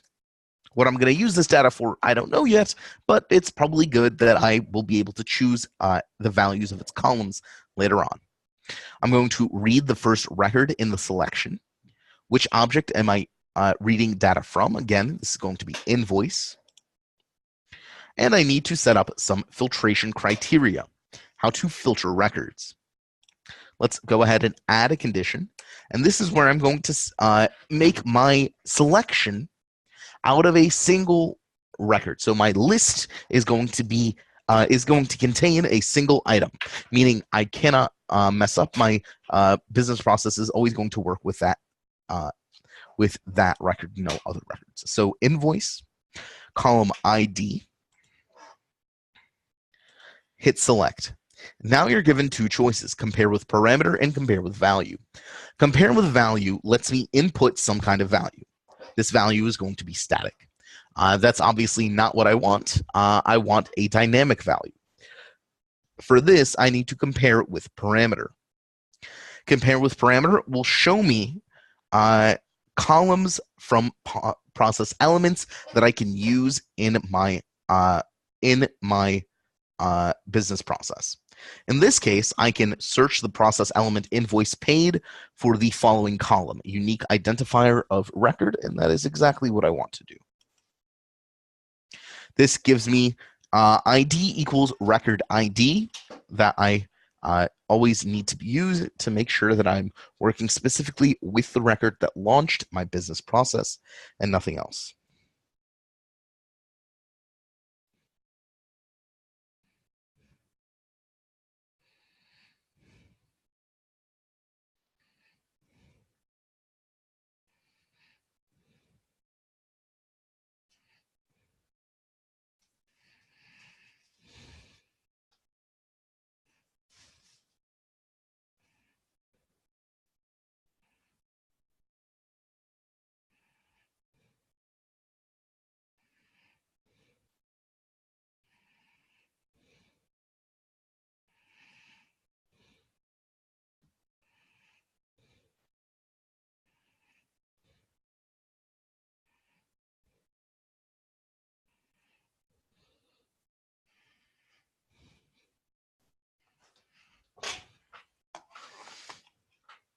All right, now that I have my read data element, what do I want to do next? Well, Since I've checked to make sure that the invoice is paid, I'm probably going to want to notify the invoice order, the invoice owner, or possibly the order owner of that's connected to the invoice that their invoice has been paid and they should ship the order. So in order to notify them, I'm probably going to want to send them an email of some sort.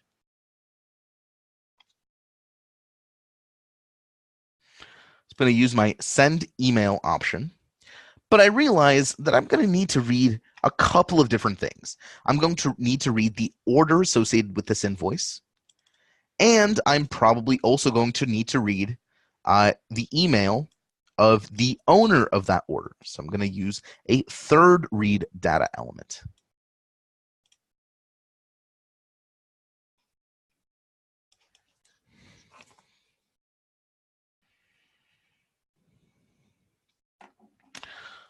All right, so let's go ahead and name this read data element read order. Again, read first record in the selection. Which object am I reading data from? This is going to be order.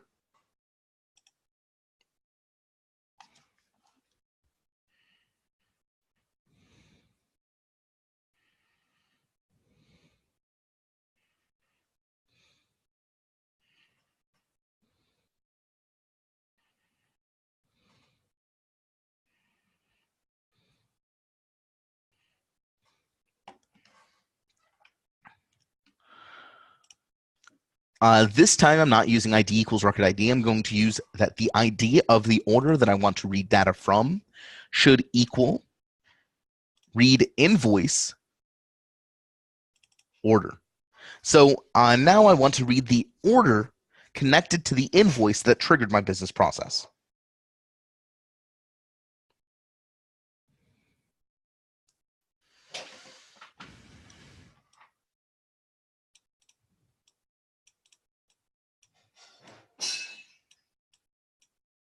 Sorry, give me one moment.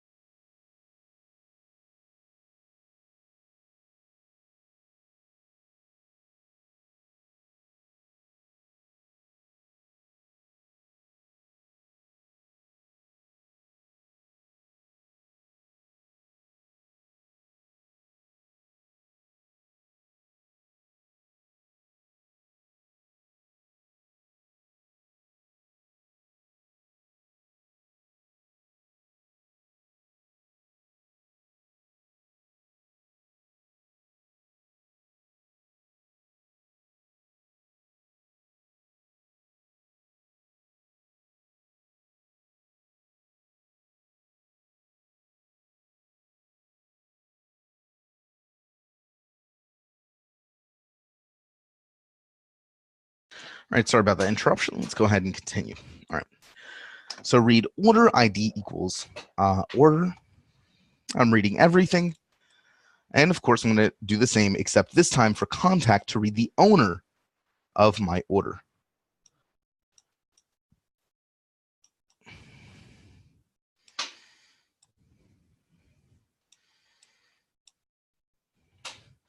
This is going to be read contact. Which object am I reading from? Well, let's call this actually read owner so it makes a little more sense. Which object am I reading data from?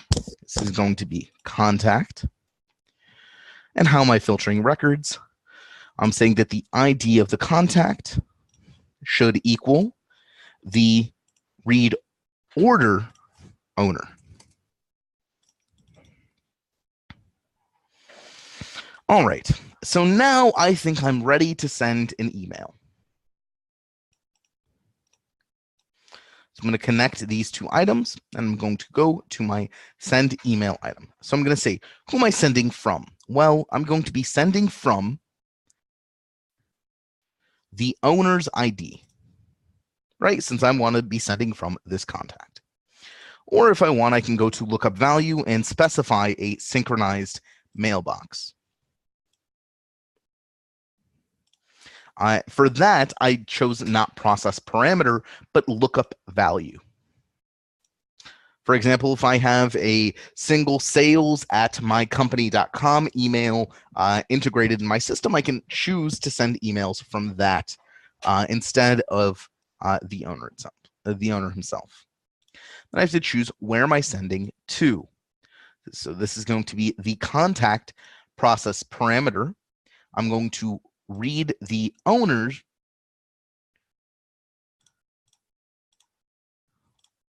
and set his email, though it looks like I'm actually going to need another parameter here. And so we can see email here is not, or I can just say read ID. So I can send from here. So invoice is paid. Maybe I have some notification mailbox in my system, and I can just have that be sent automatically. Notification to order owner. And I can have that automatically sent to the owner of the order. Then what is the message? I can say template or custom. Invoice is paid. I can create my email body.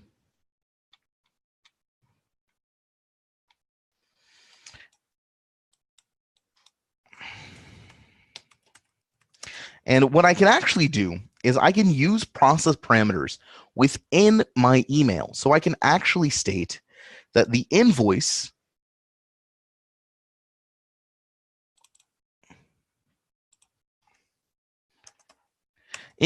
number has been paid. Please ship order. And again, I can go in, find my process parameter, go to order and number.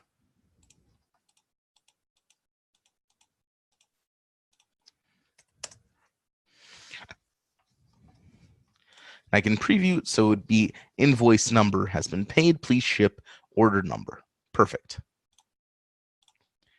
I can go ahead and hit save. I've sent this notification. I can even create a task for the owner.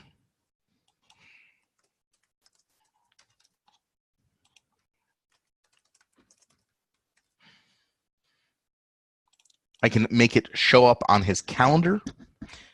I can choose whether it shows up automatically or not. I can choose who performs it. Now, I don't exactly want the person who launched this business process to be the one who performs the task. I specifically want the owner of the order to be the one who performs this task. So I'm going to clear what was there and choose process parameter, read owner ID.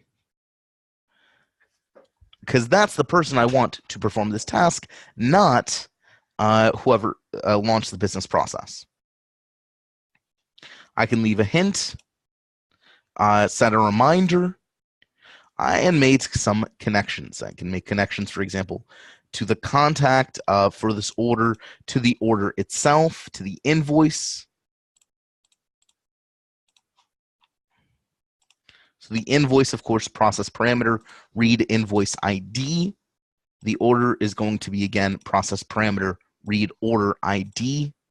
Account, process parameter, read invoice account, contact, process parameter, read invoice contact. Go ahead and save.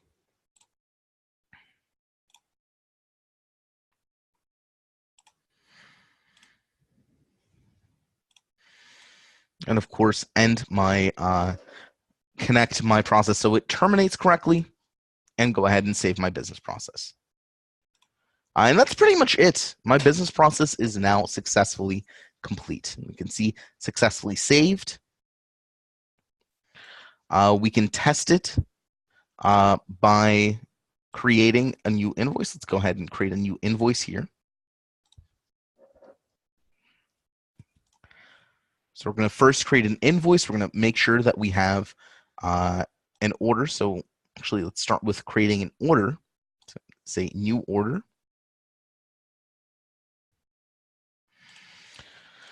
Let's select some contact.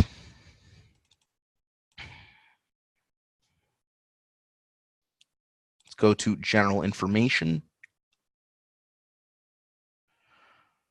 We can select an opportunity if we want, payment status, so on and so forth. All of that is great. Just go ahead and save.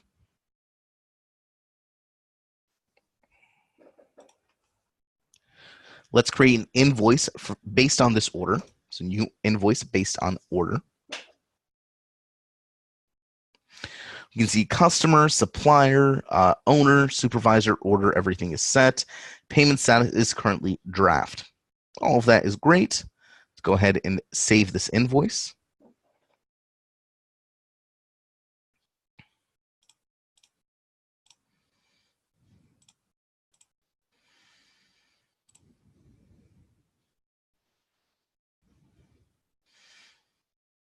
And then we can go to our invoices here. Look at the Timothy Sawyer invoice. We have a connected order. We have an owner of that order. Let's make sure that this owner has an email address. We can see we have an email address there.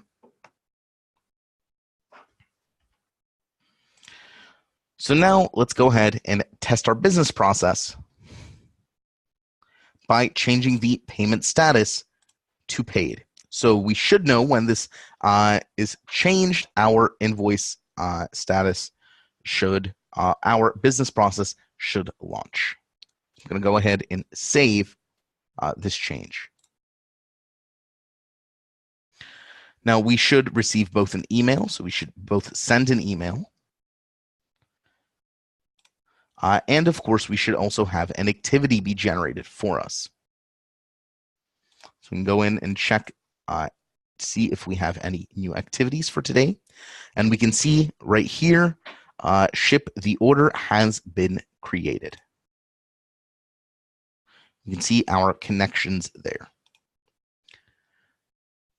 And actually, you guys can't see this. Let me share my screen. You can see here that I have, in fact, received the email.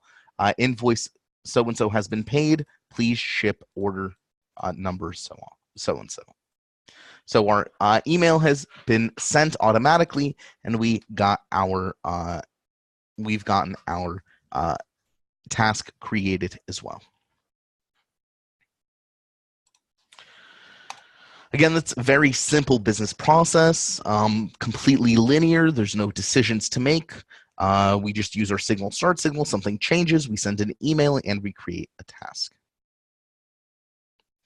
All right. Anyone have any questions regarding this business process? If not, we'll start working on the other one that I also wanted to show to you guys today. Take a few moments to do the exact same thing I did. So create a order, create an invoice based on that order. Make sure you have an integrated mailbox if you have one to test with, and then see if you can have it sent the exact same way I did, where you get the email and you have the task created. And I'll give you guys about 5-10 minutes to check on that. Let me know if it works for you, where you ran into troubles, and we'll see if I can help you out there.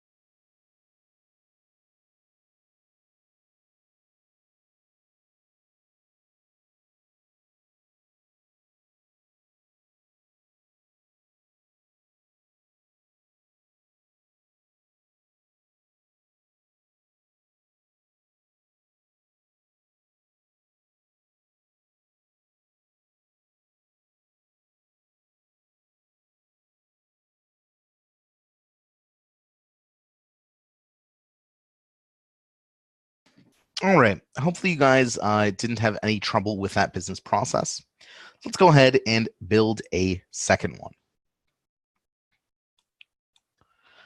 This is going to be a little bit more complicated than the first, but not by much. We're going to use the assign access rights element here. So let's say, if you remember from day one, we created two separate offices, the Boston sales office and the London sales office. And we set up some access rights rules that say that when Boston creates an account, it's only visible by people in the Boston sales office. When London creates an account, it's only visible by the people in the London sales office. Now I want to segment that even further. If you remember, we'd also created a field, a lookup field called geographic territory. And I want to say that depending on the value of that field in an account, that the account should go to either Boston or London. Let's go ahead and set that up. So I'm going to start with a start signal, and this is going to apply to new accounts. So assign account by territory. All right. And again, this is going to only apply to new accounts. So I'm going to say new account added. So what type of signal is received? Well, we're going to first receive an account signal. Then which event should trigger the signal? The record should be added. And the territory, geographic territory field, I'm not going to say should be a certain value. I'm going to say is filled in. So when an account is added with a geographic territory, if I add an account without a territory, then I don't care. But if I add an account with a territory, then I want this process to launch. What happens next? Well, as always, I'm going to need a read data element. Let's connect these two. I'm going to call this read account. Again, which object to read data from? Account, how to filter records, ID.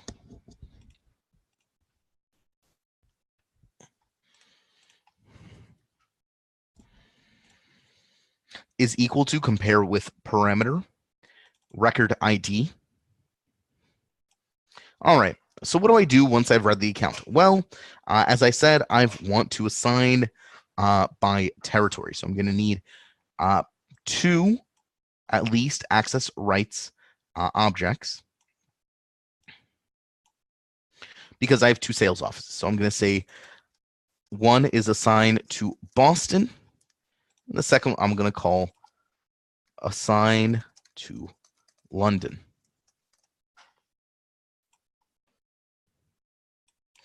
What if the territory field is filled later after the account has been created? Would this still work in that case? No, it would not. We would have to create a second signal for record modified. Remember that this record is only on record added. So if an existing account receives a territory, our business process will not trigger on it. If we wanted it to trigger, we could actually add a second signal and change it to record modified.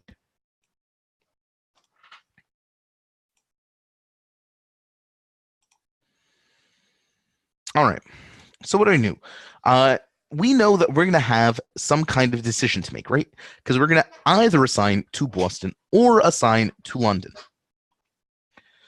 Since we're going to have a decision and this decision is going to be exclusive, let's go ahead and put an exclusive gateway. We're going to connect the account to our gateway, read account to gateway, and then we're going to use our conditional flows to one and the other read data element. And then we're going to have our process terminate. So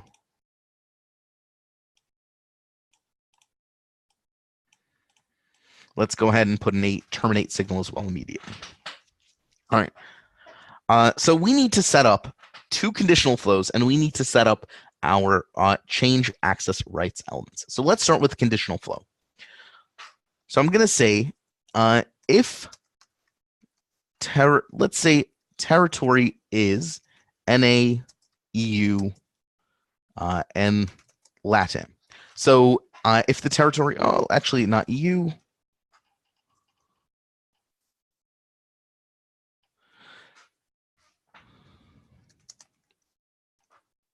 All right, so let's say if the territory is North America, Latin America, or Asia Pacific, it is going to be assigned to the Boston sales office. If the territory is EU,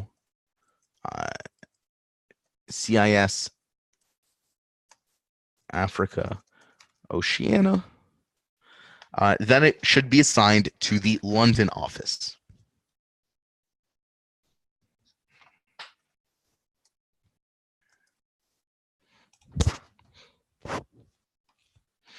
So let's set up these conditions. So let me go to the territories NA, LATAM, or APAC. Conditions to move down the flow. I'm going to click on the little lightning bolt there to open up my formula window. And we're going to write the following formula. First, since we are comparing lookups, what we're going to say is process element, read account, and we're going to find the geographic territory process element. And what we're going to say is equal to, then go to lookup, geographic territory. It's because we want to compare it to some values of our geographic territory, right? So now we're going to say North America, but I wanted just not to say just North America. I want to say North America or Latin America or Asia Pacific. So we're going to use another type of C# syntax. In this case, 2 vertical lines on a standard English QWERTY keyboard. This is right above the Enter button. Hit Shift, and right above the Enter button, you should have the 2 vertical lines. These 2 vertical lines signify OR in C#, and we can use it to say North America or Latin America or Asia Pacific. And then go ahead and hit Save.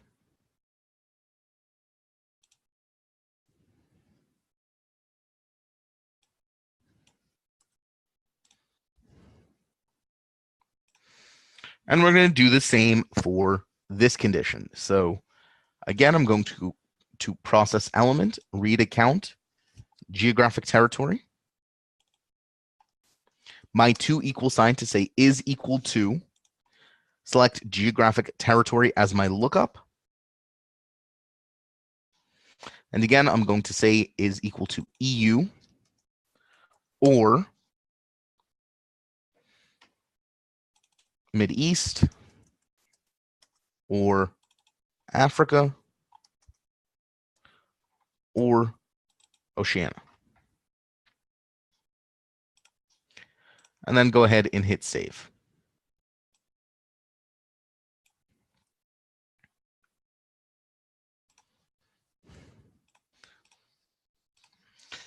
Once we've done that, we need to set up our change access right elements. So what object to apply access rights to? We're applying the access rights to account. And we're going to say that I want to change the account that triggers my business process, right? I want to change the access right of that account. So I'm going to ID equals compare with parameter, record ID. All right. Next, I'm going to say which access rights to remove. And for ease of use, I'm just going to say, you know what, get rid of everyone's access rights. Then immediately, which access rights to add. Add access rights for a user role. This user role will be a lookup value. We're going to choose the user role from the list of user roles in our system. And it's going to, of course, be the Boston sales office. So I'm going to double click on Boston. And we have something like this. So we have remove everyone's access rights, then add for a user role, Boston. And let's do the same with London so you guys can see that process once again. Which object am I applying access rights to? To the account object. Then apply access rights to all records that match the following conditions. ID, equals record ID. Then which access rights to remove? I am removing everyone's rights. And I am adding for a user role. This user role is chosen from a lookup. And this lookup is the London sales office. And hit save.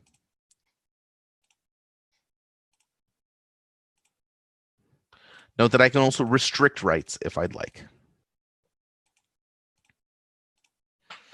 So again, for a user role, lookup value Boston and save. And that is our business process complete. We have a business process that triggers whenever we have a new account added. We then read that account's territory if one exists. And we assign it to either Boston or London, depending on the territory that it's in. And again, if you want to test this, then you should create a user in one of the user roles and then see how the access right, whether they can or cannot see the account after it's been added. Go ahead and save this business process. All right, and if you guys have any questions regarding this business process, let me know.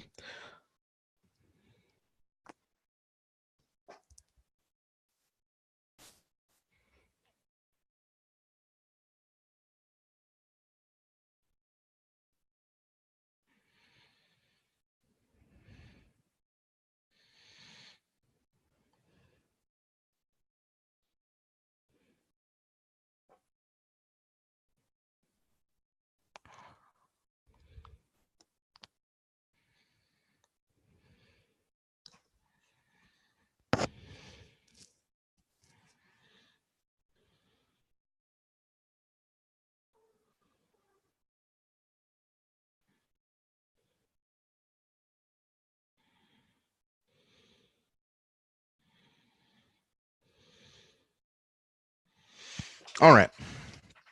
It seems like everyone's clear with that. So let's quickly, very quickly, build one final business process. And this is going to be a little bit more advanced. So what we're going to do is we're going to build a business process that involves a loop. And we're going to see how we can create looped activities in our business processes. A loop is obviously something that's going to cause a business process to repeat. Let's take the following example. Let's say that we want to call everyone. We want to create a business process that's going to create an activity for the owner of an account that has made a sale this month. So if an account has made a purchase this month, and we're going to define purchase as a one opportunity, then we want to make an activity to call them. So this is not going to be something that we're going to want to launch automatically. This is something that we're going to use a simple start event for. Once we have our simple start event, I'm not sure what we should do next, so let's try and use the perform task. Now, I could use the read data element, but I'm not really sure what I should be reading. I think as I start building this business process, it should become a little bit more clear. So I'm going to go to my perform task. I'm going to say call account.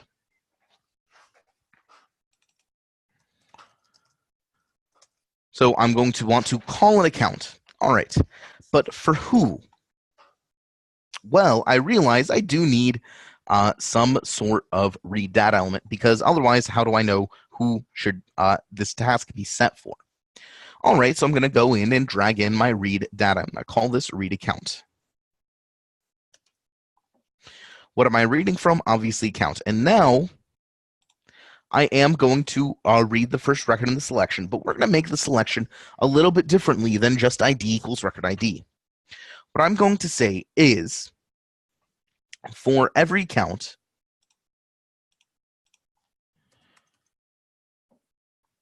with an opportunity created on, or let's say closed on, a maximum of the current month, and whose opportunity stage is equal to closed one. Compare with value. I don't want to take anything from my business process. I'm going to compare it with the value of closed one.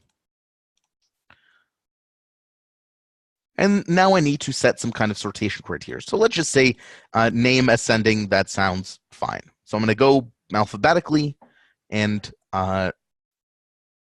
for this list. So I now have a list of some kind, right? I have a list of all of my accounts who have a closed on date of this month, where the opportunity is in the closed one stage. Perfect. What do I do next? Well, I'm going to go back to my read data element, and I'm now going to set who performs the task. This is going to be a process parameter. It's going to be the owner of that account. So now I know I have my task and I have that set correctly. But remember that a read data only reads a single record. So what do I do now? I need some way of stating that if a account, if this person has not been called yet, then repeat. If he has been called, don't. So I'm going to have to make some sort of decision loop here. So I'm going to go ahead and take out my exclusive gateway. And of course, connect all this.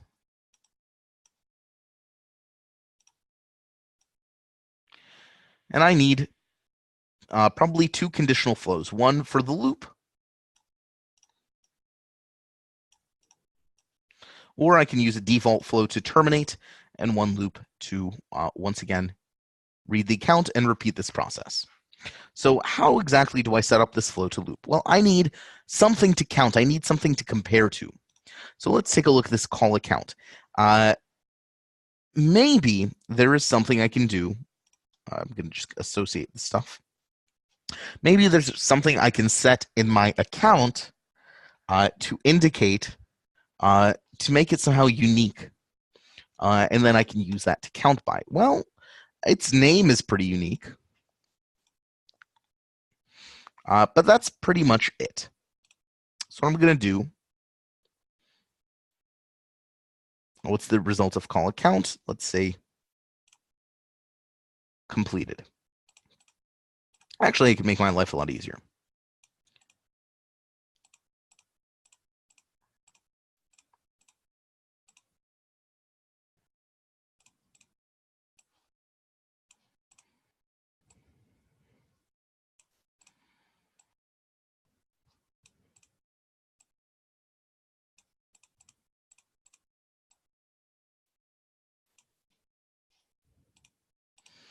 Go to advanced mode, and I can actually change the process from just what is the result of element call account. I can, of course, say if the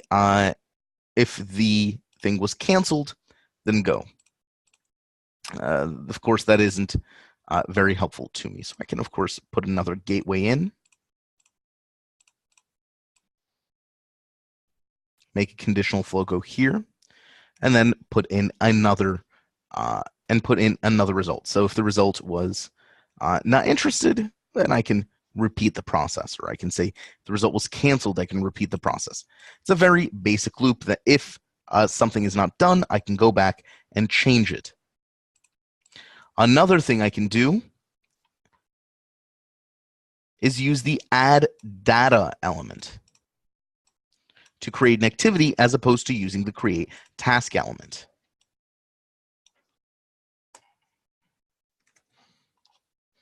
I would be adding data to the activity section. I can add a selection or a record. In this case, I'm going to be adding a single record, and I can say what column values to set. Account subject,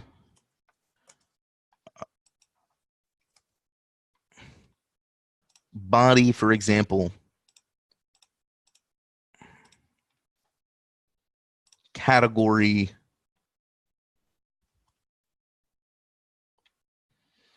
do,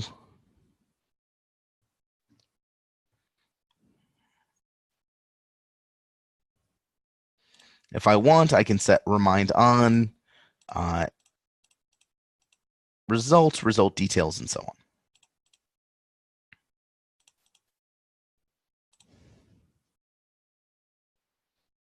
So I can set a bunch of columns. Importantly, though, I can set the subject column. Call account.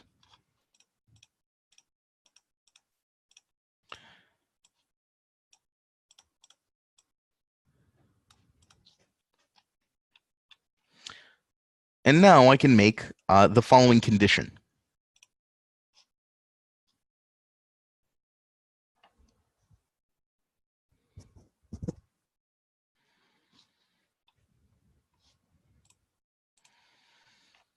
I can say if the task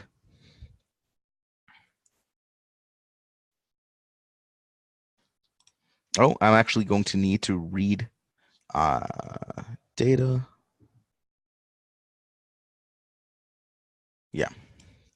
Read data, read number of activities.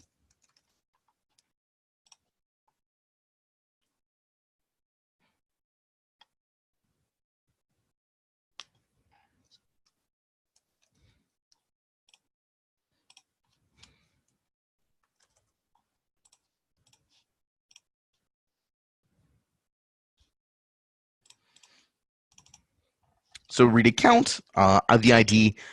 So all of these activities should be associated with the account.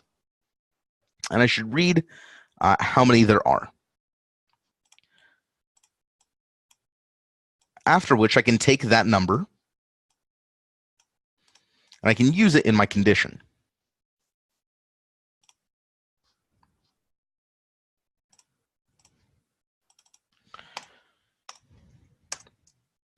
And I can say if this number is greater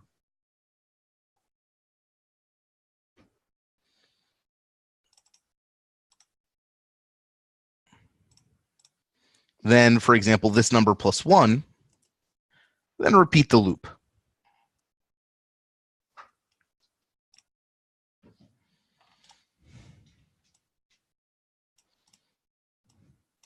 So basically, if this task, if the account has an added task, then I want this loop to repeat. If not, my process terminates. This is a very basic loop. So I count how many records there are, and I say if there are more records than there were previously, then end. If there were not more records than there were previously, then continue.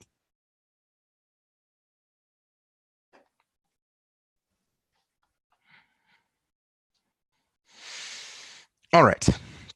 Again, that is a very basic loop, but it is generally how we would make loops in BPM Online outside of some development effort, is by counting and comparing the number of records that contain some value and then seeing if it is greater or lower than without it.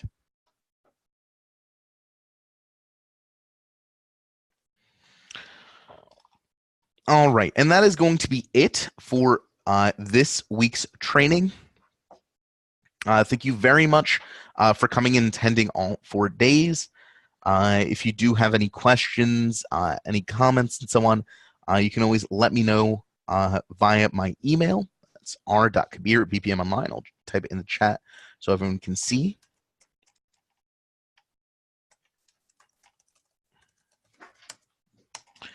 Once again, thank you very much for listening. And I hope you guys have a great rest of your day and a great weekend.